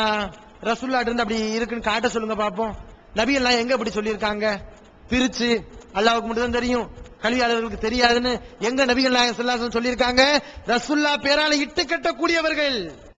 டிஎன்டிஜே வீடியோ விஷன் வழங்கும் புதிய வெளியீடுகள். சகோதரர் பிஜே ஆற்றிய உரைகள், தொழ அனுமதிக்கப்பட்ட மஸ்ஜிதுகளும் தடை செய்யப்பட்ட மஸ்ஜிதுகளும், தௌஹீத் ஜமாத் சந்தித்த விவாதங்கள், டிஎன்டிஜே ஏற்படுத்திய ஒற்றுமை, சுன்னத் வல் ஜமாத் யார், பிரிவினைகள் ஏன், அன்பான அழைப்பு, சகோதரர் அல்தாஃபி ஆற்றிய உரைகள், சுயநலமும் விளம்பர மோகமும், விமர்சனங்களுக்கு அஞ்ச மாட்டோம், சத்திய பிரச்சாரமும் சந்திக்கும் இடையூறுகளும், மாநபி வலியா மதுகபு வலியா, முகரம் மதத்தின் பெயரால் சகோதரர் எம்ஐ சுலைமான் ஆற்றிய உரைகள், குர்பானி மற்றும் தொழுகையின் சட்டங்கள், சீரழிக்கும் சின்னத்திரை, தடைகளை தகர்த்தெறிந்த இஸ்லாம், பயனளிக்காத உறவுகள், நல்ல நண்பர்களா தீய நண்பர்களா மற்றும் வெள்ளி மேடைகள், இஸ்லாம் ஒரு இனிய மார்க்கம், மேலூர், பெரியபாளையம், பாண்டிச்சேரி, கடையநல்லூர், இஸ்லாம் ஒரு எளிய மார்க்கம், கடிதம் கேள்வி பதில் மற்றும் கானத்தூர், மதுரை, RS மங்கலம். ஒரு சிடியின் விலை ரூபாய் 20 மட்டுமே. தொண்டியில் நடைபெற்ற விவாதம் 2 டிவிடிகளின் விலை ரூபாய் 60 மட்டுமே.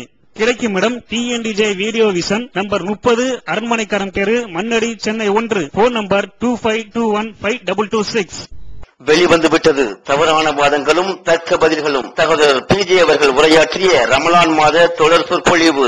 மறைவான ஞானம் அல்லாஹ்வை தவிர வேறு யாருக்கும் உண்டா? சத்தியம் எது, அசத்தியம் எது? இறந்தவர்களால் செவியேற்க முடியுமா? நபிமார்களுக்கு இறைவன் வழங்கியதையன்றி வேறு ஏதும் மறைவான ஞானங்கள் உண்டா? தர்கா, தரீகா வழிபாடுகள் சரியா? மனிதன் கடவுளாகி விட முடியுமா? தவறான கொள்கையில் இருப்பவர்களின் வாதங்களுக்கு குர்ஆன் ஹதீஸ் அடிப்படையில் அடுக்கடுக்கான தெளிவான சான்றுகளுடன் தக்க பதில்கள் 5 டிவிடிக்களாக விலை ரூபாய் 150 மட்டுமே. கிடைக்கும் இடம் டிஎன்டிஜே வீடியோ விஷன், நம்பர் 30, அரண்மனைக்காரன் தெரு, மண்ணடி, சென்னை 1. செல் 9500168989. இந்த அளவுக்கு துணிந்து விட்டார்கள், யாரும் பேச மாட்டார்கள் என்ற தைரியம் இவர்களை இப்படி பேச வைக்கிறது.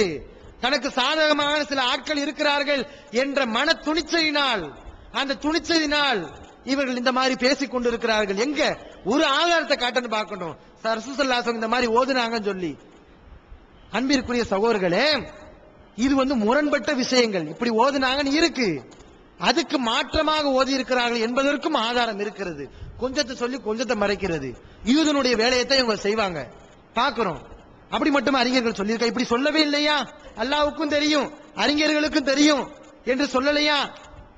எப்படி உங்க கருத்தில் இருக்கக்கூடிய சில அறிஞர்கள் சொன்னார்களோ அது மாதிரி ஏராளமான அறிஞர்கள் நம்முடைய கருத்தையும் சொல்லி இருக்கிறார். அதெல்லாம் மறைச்சாச்சு, அறிஞர்கள் அப்படித்தான் சொல்லியிருக்காங்க.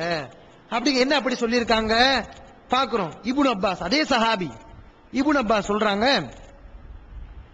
ஆனா மிம்மை யாலமு தஅவீலஹு, நான் யாரு? இப்னு அப்பாஸ் சொல்றாரு, அல்லாஹ் சொல்றான் பாத்தீங்களா, இல்லல்லாஹு வர்ராசிகுன ஃபில் இல்மின், அந்த ராசிகீன்கள்ல கல்வியில தேர்ச்சி பெற்ற ஆட்கள்ல அந்த விளக்கத்தை அறிந்த ஆட்களில், அல்லாஹ்வும் தேர்ச்சி பெற்றவர்கள் அறிந்த ஆட்களில் நானும் ஒருவன். அப்படி இப்னு அப்பாஸ் சொல்லியிருக்காரு. எனக்கும் தெரியும் சொல்றாரு, அல்லாஹ்வுக்கு மட்டும் தெரியாது, அறிஞர்களுக்கு தெரியும். அந்த அறிஞர்கள் நானும் ஒரு என்னை சேர்த்துக்கோங்கிறார் இப்னு அப்பாஸ். அப்ப இதே மறைச்சிங்க, இப்னு அப்பாஸ் இப்படி சொல்லியிருக்காரு இல்லையா? அன்பிற்குரிய சகோதரர்களே, நீங்கள் ஒன்றை விளங்கிக் கொள்ள வேண்டும். பொதுவாக சஹாபாக்களை கூற்றுகளை பின்பற்ற வேண்டும் என்று சொல்லக்கூடியவர்கள் கூட முரண்பட்ட தகவல்கள் வந்தால் அந்த நேரங்களில் சஹாபாக்களுடைய கூற்றுகளை ஒதுக்கி வச்சிருவாங்க. அந்த உசூலை எல்லாம் மீறி கொஞ்சத்தை எடுத்து கொஞ்சத்தை மறைக்கிறாரு. இப்னு அப்பாஸ் சொன்னதை ஒன்னதை சொல்றாரு, இன்னொன்னு விட்டுட்டாரு. ஆனா இப்னு அப்பாஸ் அப்படி சொல்லியிருக்காரு. முஜாஹிது சொல்றாரு, அல்லாஹ்வுக்கும் தெரியும் ராசிகீன்களுக்கும் தெரியும் சொல்றாரு. இப்னு அப்பாஸ் சொல்றாரு, அலிஃப் லாம் மீம் என்ன அர்த்தம்? அனல்லாஹு ஆலம், அல்லாஹ்வாகிய நான் அறிந்தவன் அர்த்தம். அப்படி இப்னு அப்பாஸ் விளக்கம் கொடுத்திருக்காரு. ஏன் கொடுத்தாரு? அல்லாஹ்வுக்கு மட்டும் தெரியும் சொன்னா இந்த இடத்துல சஹாபாக்கள் எங்கு போனார்கள்? ஏன் சஹாபாக்களுடைய கூட்டுகள் எடுக்கவில்லை? அனல்லாஹு ஆலம்னு அர்த்தமா? எனக்கு தான் தெரியும் அர்த்தமா? அலிஃப் லாம் சாதுக்கு என்ன அர்த்தமா? அனல்லாஹு அஃஸல், அல்லாஹ்வாகிய நான் மிகவும் தீர்ப்பு வழங்கக்கூடியவன். அலிஃப் லாம் ராவுக்கு என்ன அர்த்தம்? அனல்லாஹு அரா, அல்லாஹ்வாகிய நான் பார்த்து கொண்டிருக்கிறேன் அர்த்தம். அது மாதிரி அலிஃபுக்கு அல்லாஹ்ட்ட இருந்து வந்தன்னு அர்த்தம். ஒல் லாமுன்னு சொன்னா ஜிப்ரீல் இருந்து வந்ததுன்னு அர்த்தம். ஒல் மீமுன்னு சொன்னா அலிஃப் லாம் மீம் முஹம்மது இருந்து வந்ததுன்னு அர்த்தம். இப்படிலாம் விளக்கம் கொடுத்திருக்காங்களே. அப்ப இந்த விளக்கத்தெல்லாம் வச்சு பாத்தீங்கன்னா உங்களால முத்தசாபியத்துனா அந்த அலிஃப் லாம் மீம் அதுதான் முத்தசாபியத்தை உங்களால சொல்ல முடியுமா? அப்ப இந்த மாதிரி பாக்குறோம். அன்பிற்குரிய சகோதரர்களே, நாம சொல்லக்கூடிய இந்த விளக்கத்தை அறிஞர்கள் யாரும் சொல்லலையா? ஏராளமான அறிஞர்கள் சொல்லியிருக்காங்க. இப்னு அப்பாஸ் ரலியல்லாஹு அன்ஹு சொல்லியிருக்காங்க. முஜாஹித் பெரிய தஃப்சீர்ல ஒரு பெரிய இமாம் அவர் சொல்லியிருக்காரு. ரபி பின் சுலைமான் சொல்லியிருக்காரு. காசி பின் முகமது சொல்லியிருக்காரு. ஷாஃபி சொல்லியிருக்காரு. ஷாஃபி மதுஹப சார்ந்தவங்க சொல்லியிருக்காங்க. இப்னு ஃபௌரக் சொல்லியிருக்காரு. குர்துபி சொல்லியிருக்காரு. எந்த குர்துபியை படிச்சாரோ அந்த குர்துபி நம்ம கருத்தை சொல்லியிருக்காரு. எந்த கருத்தை? அல்லாஹ்வுக்கு தெரியும், கல்வியாளர்களுக்கு தெரியும். அந்த கருத்தை இவர் எந்த குர்துபியை தூக்கிட்டு வந்து படிச்சாரோ அந்த குர்துபி இமாம் சொல்லியிருக்காரு. எந்த இப்னு அத்தியாவை காட்டினாரோ அந்த இப்னு அத்தியா சொல்றாரு அல்லாஹ்வுக்கு தெரியும், கல்வியாளர்களுக்கு தெரியும் என்று. இவ்வளவு அறிஞர்கள் சொல்லியிருக்காங்க. என்னமோ இதெல்லாம் சொல்லாத மாதிரி அறிஞர்கள் அப்படித்தான் சொல்லியிருக்காங்க. எவ்வளவு பெரிய பொய், எவ்வளவு பெரிய அவதூறு. இப்ப இந்த அறிஞர்கள் சொல்லும் பார்ப்போம். திருக்குரானில் விளையாடு இப்னு அத்தியா, திருக்குரான் விளையாடு இப்னு அப்பாஸ், திருக்குரானில் விளையாடு இப்னு ஃபௌரக், திருக்குரான் விளையாடு முஜாஹிது சொல்வீங்களா? அப்ப அவங்களுக்கு ஒரு அளவுக்கு நமக்கு ஒரு, அவங்க பேசினா அல்ஹம்துலில்லாஹ்னு சொல்லுவாங்க, நம்ம பேசினா அவுது பில்லாஹ்னு சொல்லுவாங்க. இந்த மாதிரி தான் நடந்து கொண்டு இருக்கிறார்கள். அவர் சொல்றாரு குரானில் பொருள் தெரியாத வார்த்தையே இல்லை, குரானில் பொருள் தெரியாத வார்த்தையே இல்லை என்ற புதிய குழப்பத்தை, புதிய அடிப்படையை இவர்கள் தான் சொல்கிறார்கள்.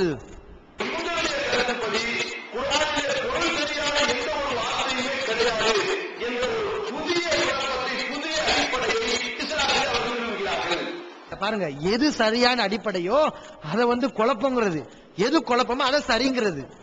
குரான் விளங்கக்கூடியது எல்லாம் விளங்கும் அப்படின்னு சொல்றதுதானே சரி. ஆனா இவர் என்ன சொல்றாரு, இல்ல குரான்ல கொஞ்சம் விளங்கும், குரான்ல கொஞ்சம் விளங்காது, இதுதான் சரியான அடிப்படை. யார் குரான்ல எல்லாமே விளங்கும் சொல்றாரோ அவர் குழப்பவாதிங்கிறாரு, புதிய அடிப்படைங்கிறாரு. இது எவ்வளவு பெரிய பச்சை பொய் தெரியுமா? புதிய அடிப்படையா இது? பாருங்க, இமாம் நவவி. யார் இமாம் நவவி? முஸ்லிமுக்கு விளக்க உரை எழுதிய இமாம் நவவி. அவங்க சொல்றாங்க இந்த வசனத்தை பத்தி பேசும்போது, அறிஞர்கள் இதுல ரெண்டு விதமாக கருத்து வேறுபாடு கொள்கிறார்கள். ஒன்று, அல்லாஹ்வுக்கு மட்டும்தான் அந்த விளக்கம் தெரியும், இது ஒரு கருத்து. இரண்டாவது, அல்லாஹ்வுக்கும் தெரியும், கல்வியாளர்களுக்கும் தெரியும், இரண்டாவது கருத்து. சொல்லிட்டு இமாம் நவவி அவங்க சொல்றாங்க, வல் அஸஹு, சரியான கருத்து என்ன தெரியுமா? வன்னர் ராசிஹீன யஅலமூனஹு, கல்வியிலே தேர்ச்சி பெற்ற அறிஞர்களுக்கு அந்த விளக்கம் தெரியும் என்பதுதான் சரியான கருத்து.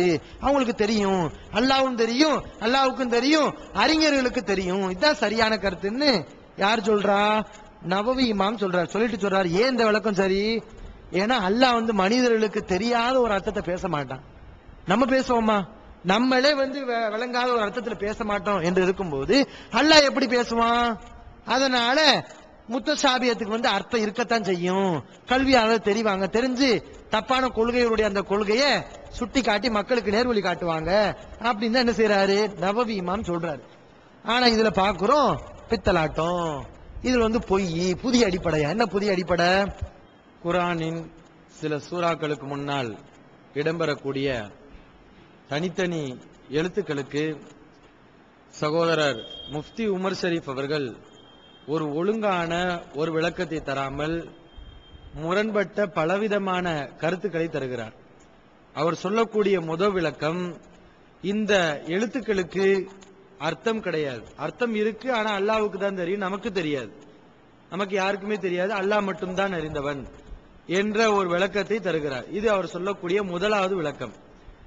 அடுத்து அவர் சொல்கிறார், இந்த எழுத்துக்களுக்கு இப்னு அப்பாஸ் அவங்க விளக்கம் கொடுத்திருக்காங்க. இந்த எழுத்துக்கள் என்னவென்றால் அது அல்லாஹ்வுடைய பெயரு, இது அல்லாஹ்வுடைய பெயர்களுக்கு இந்த மாதிரி அல்லாஹ் சுருக்கி சொல்லியிருக்கான் அப்படின்னு இரண்டாவது விளக்கம் கொடுக்கிறாரு. இந்த விளக்கத்தை ஏத்துக்கலாங்கிறார். இப்படி வச்சுக்கொண்டாலும் சரி, அப்படி வச்சுக்கொண்டாலும் சரி. இது என்ன நிலைப்பாடு? இது ஏதாவது ஒண்ணு சொல்லணும். இந்த எழுத்துக்களுக்கு அர்த்தம் நமக்கு தெரியாதுன்னா தெரியாது, அவ்வளவுதான். அது ஒரு நிலைப்பாட்டுல இருக்கணும். இவர் எப்படி பேசுறாருன்னா, ஒரு மணி நேரம் 1.5 மணி நேரம் இந்த எழுத்துக்களுக்கு அர்த்தம் நமக்கு தெரியாது, அல்லாஹ்வுக்கு மட்டும்தான் தெரியும் சொல்லி சம்பந்தமில்லாத வசனங்களை எல்லாம் இழுத்து கொண்டு வந்து பேசிக்கிட்டே இருந்தாரு. அதுக்கப்புறம் என்ன சொல்றாரு, இந்த எழுத்துக்கள் அல்லாஹ்வுடைய பெயரு, இந்த விளக்கத்தையும் வச்சுக்கலாம் அப்படிங்கிறாரு. மூணாவது ஒரு விளக்கத்தை சொல்றாரு, இந்த எழுத்துக்கள் எதுக்கு சொல்லப்பட்டுன்னு சொன்னா இதுக்கு அர்த்தம்லாம் கிடையாது, இந்த எழுத்துக்கள் ஒரு நோக்கத்துக்காண்டி சொல்லப்பட்டுச்சு. அதாவது நீங்கள் பேசக்கூடிய அதே எழுத்துக்களை தான் நானும் பேசுறேன், அல்லாஹ் சவால் விடுறானா, நீங்கள் பேசக்கூடிய எழுத்துக்களை தான் நானும் உருவாக்கி இந்த மாதிரி குர்ஆனை உருவாக்கி இருக்கேன், உங்களால முடிஞ்சா இந்த அரபி எழுத்துக்களை வச்சு நான் உருவாக்கின இந்த குரான் மாதிரி ஒரு குரானை கொண்டு வாருங்களேன் பார்ப்போம் என்று அல்லாஹ் சவால் விடுகிறான். அர்த்தம்லாம் கிடையாது, ஒரு சவால் மாதிரி, ஒரு நோக்கம் அப்படின்னு சொல்றாரு. இதுல நம்ம எதை எடுத்துக்கிறது? இப்படி ஏன் முரண்பட்டு நீங்க பேசுறீங்க? அர்த்தம் இல்லைன்னு சொன்னீங்களே, அல்லாஹ் அர்த்தம் தெரியாதுன்னு சொன்னீங்களே, அதை எடுத்துக்கிறதா? இல்ல ரெண்டாவது அது அல்லாஹ்வுடைய பெயர்கள் அப்படின்னு சொன்னீங்களே, அதை எடுத்துக்கிறதா? அல்லது மூணாவதாக இது ஒரு நோக்கத்துக்காக வேண்டி சொல்லப்பட்டது, அர்த்தம் கிடையாது அப்படின்னு சொன்னீங்களே, இதுல எதை எடுத்துக்கிறது? ஏன் இப்படி முரண்பட்டு விளக்கம் கொடுக்கறீங்க? இது இப்படித்தான் சஹாபாக்களுடைய கூற்றுக்களை எடுக்கலாம் என்று போனவர்கள் அதை எல்லாத்தையும் சொல்லி எதை வேணா எடுத்துக்கலாம் சொல்லுவாங்களே தவிர இவங்க சொல்லக்கூடிய அர்த்தத்தை மட்டும் எடுக்காதீங்க அப்படிங்கிற ஒரு நோக்கத்துக்காக வேண்டித்தான் இவங்க ஆய்வு பண்ணிருக்காங்க. எதிரான விளக்கம் என்ன விளக்கமா இருந்தாலும் சரி, அது என்ன விளக்கமா இருந்தாலும் சரி, அதை ஏத்துக்கலாமா, நம்ம சொல்லக்கூடிய ஏத்துக்கிற கூடாது. இதைத்தான் அவங்க கொள்கையாக கொண்டிருக்காங்களே தவிர உண்மையை சொல்லி ஆதாரங்களை சொல்லி இதுதான் சரியான கருத்து, இது தப்பான கருத்து என்று புரிய வைப்பது இவருடைய நோக்கமே கிடையாது.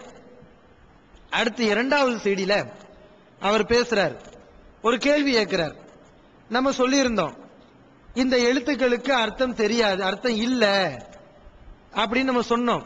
அதுக்கு அவர் சொல்றாரு டிஎன்டிஜே அப்படின்னு நம்ம சொல்றோம். இதுக்கு அர்த்தம் இல்லாமையா சொல்றோம்? தனித்தனி எழுத்து தானே. டிஎன்டிஜேனா தமிழ்நாடு தௌஹீத் ஜமாத்துன்னு ஏதாவது ஒரு அர்த்தம் இருக்கத்தானே செய்யுது. அப்படிங்கும் போது நீங்க எப்படி அர்த்தம் இல்லைன்னு எப்படி சொல்லலாம் அப்படின்னு கேட்கிறார். இன்றைக்கு அவர்கள் எந்த ஜமாத்தை சார்ந்திருக்கிறார்களோ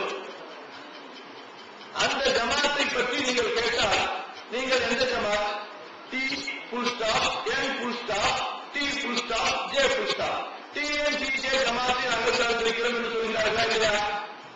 இங்கு தனித்தனி எழுத்துக்கள் எழுதப்பட்டிருக்கிறது, இது அர்த்தமில்லாமல் எழுதப்பட்டிருக்கிறதா? அன்பிற்குரிய சகோதரர்களே, முதல் பிஜே அவர்கள் அங்க எழுதினது என்ன, இவர் சொல்றது என்ன, அதை நம்ம பார்க்கணும். இரண்டாவது நம்பர் போட்டு பொருள் செய்ய முடியாத எழுத்துக்கள் என்று பிஜே அவர்கள் எழுதுறாங்க. அதுல அவங்க சொல்றாங்க, திருக்குரானில் சில அத்தியாயங்களின் துவக்கத்தில் தனித்தனி எழுத்துக்கள் இடம்பெற்றிருக்கும்.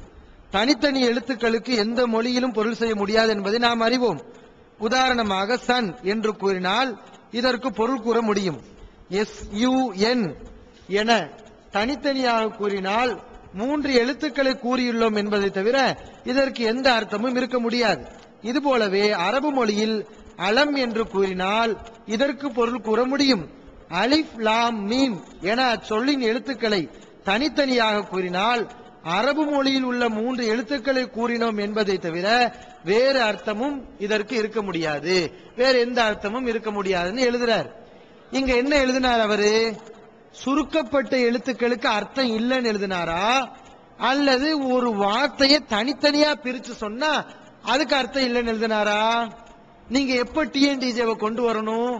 சுருக்கப்பட்ட எழுத்துக்களுக்கு அர்த்தம் கிடையாது அப்படின்னு அவர் எழுதியிருந்தா அப்ப நீங்க கொண்டு வர டிஎன்டிஜே எடுத்து காமிக்கலாம். டிஎன்டிஜே சுருக்கப்பட்ட எழுத்து தானே, அதுக்கு ஒரு அர்த்தம் இருக்கத்தானே செய்து நீங்க காட்டலாம். அவர் சுருக்கப்பட்ட எழுத்துக்களுக்கு அர்த்தம் இல்லைன்னா சொன்னாரு. அவர் அங்க எழுதக்கூடியது என்னது?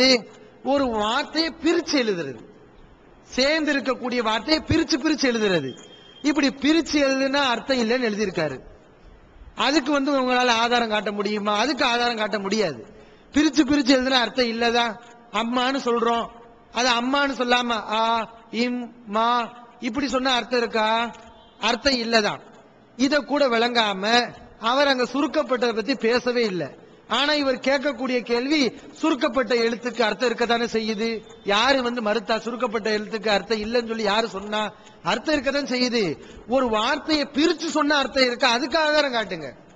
சுருக்குறதுக்கு ஆதாரம் இருக்கு, சுருக்குறது சரிதான், அர்த்தத்தோட சுருக்குவாங்க. நம்முடைய கேள்வி அது கிடையாது. சேர்ந்து இருக்கக்கூடிய ஒரு வார்த்தையை பிரிச்சு சொன்னா அதுக்கு அர்த்தம் இருக்கா? இதைத்தான் அவர் கேட்டிருக்காரு. சம்பந்தம் இல்லாத சொல்றாரு.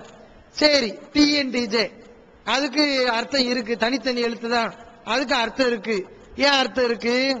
தமிழ்நாடு தௌஹீத் ஜமாத் என்று மக்களுக்கெல்லாம் தெரிகிறது, மக்கள் எல்லாம் புரிந்து வைத்திருக்கிறார்கள். டிஎன்டிஜே என்னன்னு கேட்டா சொல்லிடுவாங்க. டிஎன்டிஜே என்னன்னு கேட்டா தமிழ்நாடு தௌஹீத் ஜமாத் சொல்லுவாங்க. அந்த மாதிரி அலிஃப் லாம் மீம்க்கு நீங்க சொல்ல முடியுமா? அர்த்தம் இருக்குன்னு சொல்ல முடியுமா? சொல்ல முடியாது. கேட்டா அல்லாஹ்வுக்கு தெரியுங்கிறீங்க. கேட்டா அல்லாஹ்வுக்கு தெரியுங்கிறீங்க, ஒண்ணுமே இதுக்கு அர்த்தம் வந்து நமக்கு தெரியாதுங்கிறீங்க. அப்ப டிஎன்டிஜே நீங்க உதாரணம் காட்டலாமா? இது எந்த விதத்திலும் சரி கிடையாது. இன்னும் சகோதரர் ஒரு கேள்வியை கேட்கிறாரு. ஒரு அறிவாளி பொருளே இல்லாமல் சொல்வானா அப்படின்னு கேட்கிறாரு. பொருளே இல்லாம வந்து ஒரு வார்த்தை அறிவாளி சொல்வானா? நம்ம இந்த எழுத்துக்களுக்கெல்லாம் பொருள் கிடையாது, அது ஒரு நோக்கத்துக்காக வேண்டி இலக்கியத்துக்காண்டி சொல்லப்பட்ட எழுத்துக்கள் அப்படின்னு நம்ம சொல்றோம். ஆனா அவர் கேட்கிறாரு, அறிவாளி வந்து அர்த்தமே இல்லாம சொல்லுவானான்னு கேட்கிறாரு. இது ஏன் இந்த கேள்வி வருது? அரபு மொழியை பத்தி தெரியாதனால இந்த கேள்வி வருது. அரபு மொழியில என்ன செய்வாங்கன்னா அர்த்தமே இல்லாத எழுத்துக்களை சொல்லுவாங்க, ஆனா ஒரு நோக்கத்துக்காண்டி சொல்லுவாங்க. குர்ஆன்ல அந்த மாதிரி அல்லாஹ் பயன்படுத்துகிறான். ஏகத்துவம் ஓரிரை கொள்கையை விளக்கும் ஒப்பற்ற மாத இதழ் PJ, MI சுலைமான், ஷம்சுல்லுஹா, இன்னும் பல சிறந்த அறிஞர்களின் கருத்து கருவூலங்கள், இன்னும் பல சிறந்த அம்சங்களுடன் வெளிவரும் ஏகத்துவம் இதழை படித்து உங்கள் மார்க்க அறிவை வளர்த்துக் கொள்ளுங்கள். ஆண்டு சந்தா உள்நாடு 100 ரூபாய், வெளிநாடு 400 ரூபாய், தனி இதழ் 9 ரூபாய். உங்கள் டிராப்ட்களை ஏகத்துவம், இலக்கம் 30, அரண்மனைக்காரன் தெரு, மண்ணடி, சென்னை 1 என்ற முகவரிக்கு அனுப்புவீங்கள். மகளிருக்கு வழிகாட்டும் மாத இதழ் தீன்குல பெண்மணி, தமிழ்நாடு தவ்ஹீத் ஜமாத்தின் மேற்பார்வையில் முஸ்லிம் பெண்களுக்கான இல்லற கடமைகள், மருத்துவ பகுதி, சிறுவர் பகுதி, திருமண தகவல் பகுதி, ஹதீஸ் திறனாய்வு போட்டி மற்றும் பல சுவையான அம்சங்களுடன் வெளிவரும் முஸ்லிம் பெண்களுக்கான முழுமையான மாத இதழ் தீன்குல பெண்மணி. ஆண்டு சந்தா உள்நாடு 100 ரூபாய், வெளிநாடு 400 ரூபாய், தனி இதழ் 9 ரூபாய். உங்கள் MODDகளை எடுத்து அனுப்ப வேண்டிய முகவரி தீன்குல பெண்மணி, நம்பர் 30, அரண்மனைக்காரன் தெரு, மண்ணடி, சென்னை 1. லா உக்ஸிமு பிஹாதல் பலத் அப்படின்னு குர்ஆன் வசனம். இதுக்கு என்ன அர்த்தம்? இந்த ஊரின் மீது சத்தியமாக அர்த்தம். லாவுக்கு அர்த்தம் இருக்கா? லாவுக்கு வந்து இங்க அர்த்தமே கிடையாது. அர்த்தமே இல்லாதனால அல்லாஹ் லாவை போட்டிருக்கான். ஏன் அல்லாஹ் லாவை சொன்னா? அதை சொன்னாதான் இனிமையா இருக்கும். அது அரபு மொழியில உள்ளது, இலக்கியம். அது அர்த்தமே இல்ல அப்படிங்கறதுக்காண்டி ஒதுக்கலாம் முடியாது. அதான் ஒதுக்குனா அர்த்தமே இல்லைன்னு சொல்லி இவர் சொல்ற மாதிரி ஒதுக்குனா என்ன ஆகும்? இலக்கியத்தை அல்லாஹ் பேணவில்லை அப்படின்னு ஒரு கேள்வி வரும். அது மாதிரி அல்லாஹ் சொல்கிறான், அலைஸல்லாஹு பி காஃபின் அப்தா, அடியானுக்கு அல்லாஹ் போதுமானவனாக இல்லையா? பி காஃபின் வருது. பி அந்த பேங்கிறது வந்து அர்த்தம் கிடையாது, ஜாயிதாம்பாங்க, அர்த்தம் இல்ல. இது அரபு மொழியில இருக்கு. நம்ம தமிழ் மொழிகள்ல வந்து அந்த மாதிரி வார்த்தைகளை பயன்படுத்த மாட்டோம், அர்த்தம் இல்லாம பயன்படுத்த மாட்டோம். ஆனா அரபு மொழியில அர்த்தம் இல்லாமல் எழுத்துக்களை பயன்படுத்துவார்கள். அதுக்கு அர்த்தம் இருக்காதே தவிர, ஆனால் அதுக்கு ஒரு நோக்கம் இருக்கும். அதனால அதை சொல்றதுனால ஒரு பிரயோஜனம் இருக்கும். என்ன பிரயோஜனம்? இலக்கியம். இலக்கியம் நல்ல அரபு மொழி இலக்கியமா இருக்கும், அதுக்காக வேண்டி சொல்லப்படும். இப்போ வந்து குர்ஆனுக்கு முன்னாடி போடப்பட்டிருக்கு இந்த எழுத்துக்களுக்கு. இந்த எழுத்துக்கள்லாம் அர்த்தம் இல்லை என்று நாம் சொன்னாலும், ஆனால் ஒரு நோக்கமே இல்லாம சொல்லப்பட்டிருக்கா? கிடையாது. இலக்கியத்தை வெல்வதற்காக வேண்டி சொல்லப்பட்டிருக்கிறது. அதற்கான ஆதாரத்தை நம்ம என்ன செய்வோம்? பின்னாடி சொல்லுவோம். இவர் தமிழ் மொழி மாதிரி அர்த்தமே இல்லாம ஒரு வார்த்தை சொல்ல முடியுமாங்கிறாரு. அரபில இருக்கே, அர்த்தமே இல்லாம சொல்லுவாங்களே, இலக்கியத்துக்காண்டி சொல்றாங்களே, இது வந்து அவருக்கு தெரியல. இன்னும் வந்து அவர் வந்து இது வந்து சுருக்கப்பட்ட எழுத்துக்களுக்கு அர்த்தம் இருக்க முடியும் என்பதற்கு அவர் வந்து ஒரு ஆதாரத்தை காட்டுறாரு. எப்படி ஆதாரத்தை காட்டுறாரு? இந்த ஏதாவது அரபுல வந்து இலக்கியங்கள் இருக்கு, இது அரபுகள்ல வந்து பேசுவாங்க. எப்படி பேசுவாங்கன்னா, நீ சாப்பிட்டால் நான் சா, நீ அடித்தால் நான் ஆ, இப்படின்னு நம்ம பேசுறோம் இல்லையா? இப்ப நீ சாப்பிட்டால் நான் சான்னு சொன்னா என்ன அர்த்தம்? சாப்பிடுவேன்னு அர்த்தம். நீ அடித்தால் நான் ஆ அப்படின்னு சொன்ன என்ன அர்த்தம்? நான் அடிப்பேன்னு அர்த்தம். இப்படி சுருக்கி நம்ம பயன்படுத்தணும். அரபிலே இந்த மாதிரி சுருக்கி இருக்காங்க அப்படிங்கிறாரு. அதுக்கு ஒரு கவிதையை சொல்றாரு.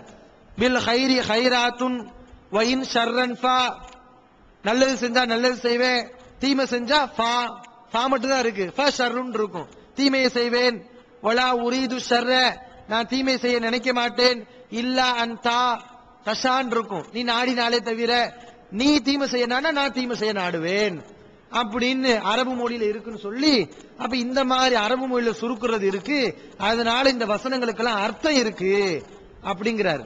நம்ம கேட்கக்கூடிய கேள்வின்னா, முதல் இந்த அலிஃப் லாம் வந்து சுருக்கப்பட்ட எழுத்துன்னு உங்களுக்கு யாரு சொன்னா? அதுக்கு என்ன ஆதாரம்? இந்த கவிதையில உள்ள மாதிரி சுருக்கி அல்லாஹ் சொல்லி இருக்கான் அப்படிங்கிறதுக்கு என்ன ஆதாரம்? சுருக்காம கூட இருக்கலாம். அலிஃப் லாம் மீம்க்கு மட்டும் அல்லாஹ்வுக்கு ஒரு அர்த்தம் வச்சிருக்கலாம், காஃபுக்கு இந்த அர்த்தம் என்று அல்லாஹ் நினைத்திருக்கலாம். அப்ப நீங்க எதுக்கு வந்து இது சுருக்கப்பட்ட அர்த்தம் தான், என்று சொல்றதுக்கு என்ன ஆதாரம்? ஏதாவது ஒரு ஆதாரத்தை கொண்டு வாங்க. அல்லாஹ் சுருக்கி என்ன செஞ்சிருக்கான், இந்த எழுத்துக்களை சொல்லி இருக்கான் அப்படிங்கிறதுக்கு ஆதாரத்தை கொண்டு வரணும். ஆதாரம் இல்லாம பேசுறது. இன்னும் அந்த கவிதையை இவங்க மேற்கோள் காட்டினாங்கல்ல, அர்த்தத்தோட தான் அரபிகள் பயன்படுத்துவாங்கன்னு. அந்த கவிதைகள்ல முன்னாடி நிறைய வாக்கியங்கள் வருது, சும்மா சுருக்கல. முன்னாடி பெரிய பெரிய வாக்கியங்களை போட்டு பின்னாடி சுருக்குறாங்க. அந்த வாக்கியங்கள் பின்னாடி உள்ள வார்த்தைகள் என்ன என்பதை நமக்கு விளக்குது. நீ அடித்தால் நான் ஆ அப்படின்னு சொன்னா, இந்த நீ அடித்தால் நான் அப்படிங்கிற வாக்கியம் நமக்கு என்ன விளக்குது? நானும் அடிப்பேன் அப்படிங்கிற அர்த்தம் தான் இருக்க முடியும் என்பதை நமக்கு சொல்லுகிறது. நீ சாப்பிட்டால் நான் சான்னு சொன்னா, அந்த நீ சாப்பிட்டால்ங்கிற வாக்கியமே இங்க நான் சாப்பிடுவேன் என்ற அர்த்தம் தான் இருக்க முடியும் என்பதை நமக்கு உணர்த்துகிறது. இப்ப நம்முடைய கேள்வி என்ன, நீங்க காட்டின கவிதை மாதிரியா அந்த குர்ஆனுடைய வசனங்கள் இருக்கிறது? முன்னாடி ஒரு நீண்ட ஒரு வாக்கியம் அதுக்கு பின்னாடி ஒரு எழுத்தை மட்டும் அல்லாஹ் சுருக்கியா போட்டிருக்கான். அங்க ஒரு வாக்கியமும் இல்லையே, வெறும் அலிஃப் லாம் மட்டும் தானே இருக்கு, வெறும் காஃப் மட்டும் தானே இருக்கு. இந்த கவிதையில உள்ள அந்த சுருக்கப்பட்ட வார்த்தை என்ன என்பதை முன்னாடி உள்ள வார்த்தையை வச்சு விளங்கிக்கிறலாம். புரியாம இருக்குமா? புரியாம அவன் கவிதையில பேசுகிறானா? புரியும்படி பேசுகிறான்.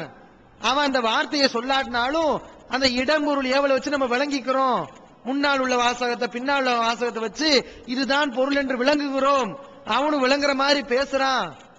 ஆனா நீங்க சொல்லக்கூடிய அந்த வசனத்துக்கு முன்னாடி ஏதாவது விரிவா வாக்கியங்கள் இருக்கிறதா, பின்னாடி வாக்கியங்கள் இருக்கிறதா, அதனுடைய பொருளை விளங்குற மாதிரி முன்பின் வாசகங்கள் ஏதாவது இருக்கிற? ஒண்ணுமே கிடையாது, வெறும் காஃபன் மட்டும் இருக்கிறது.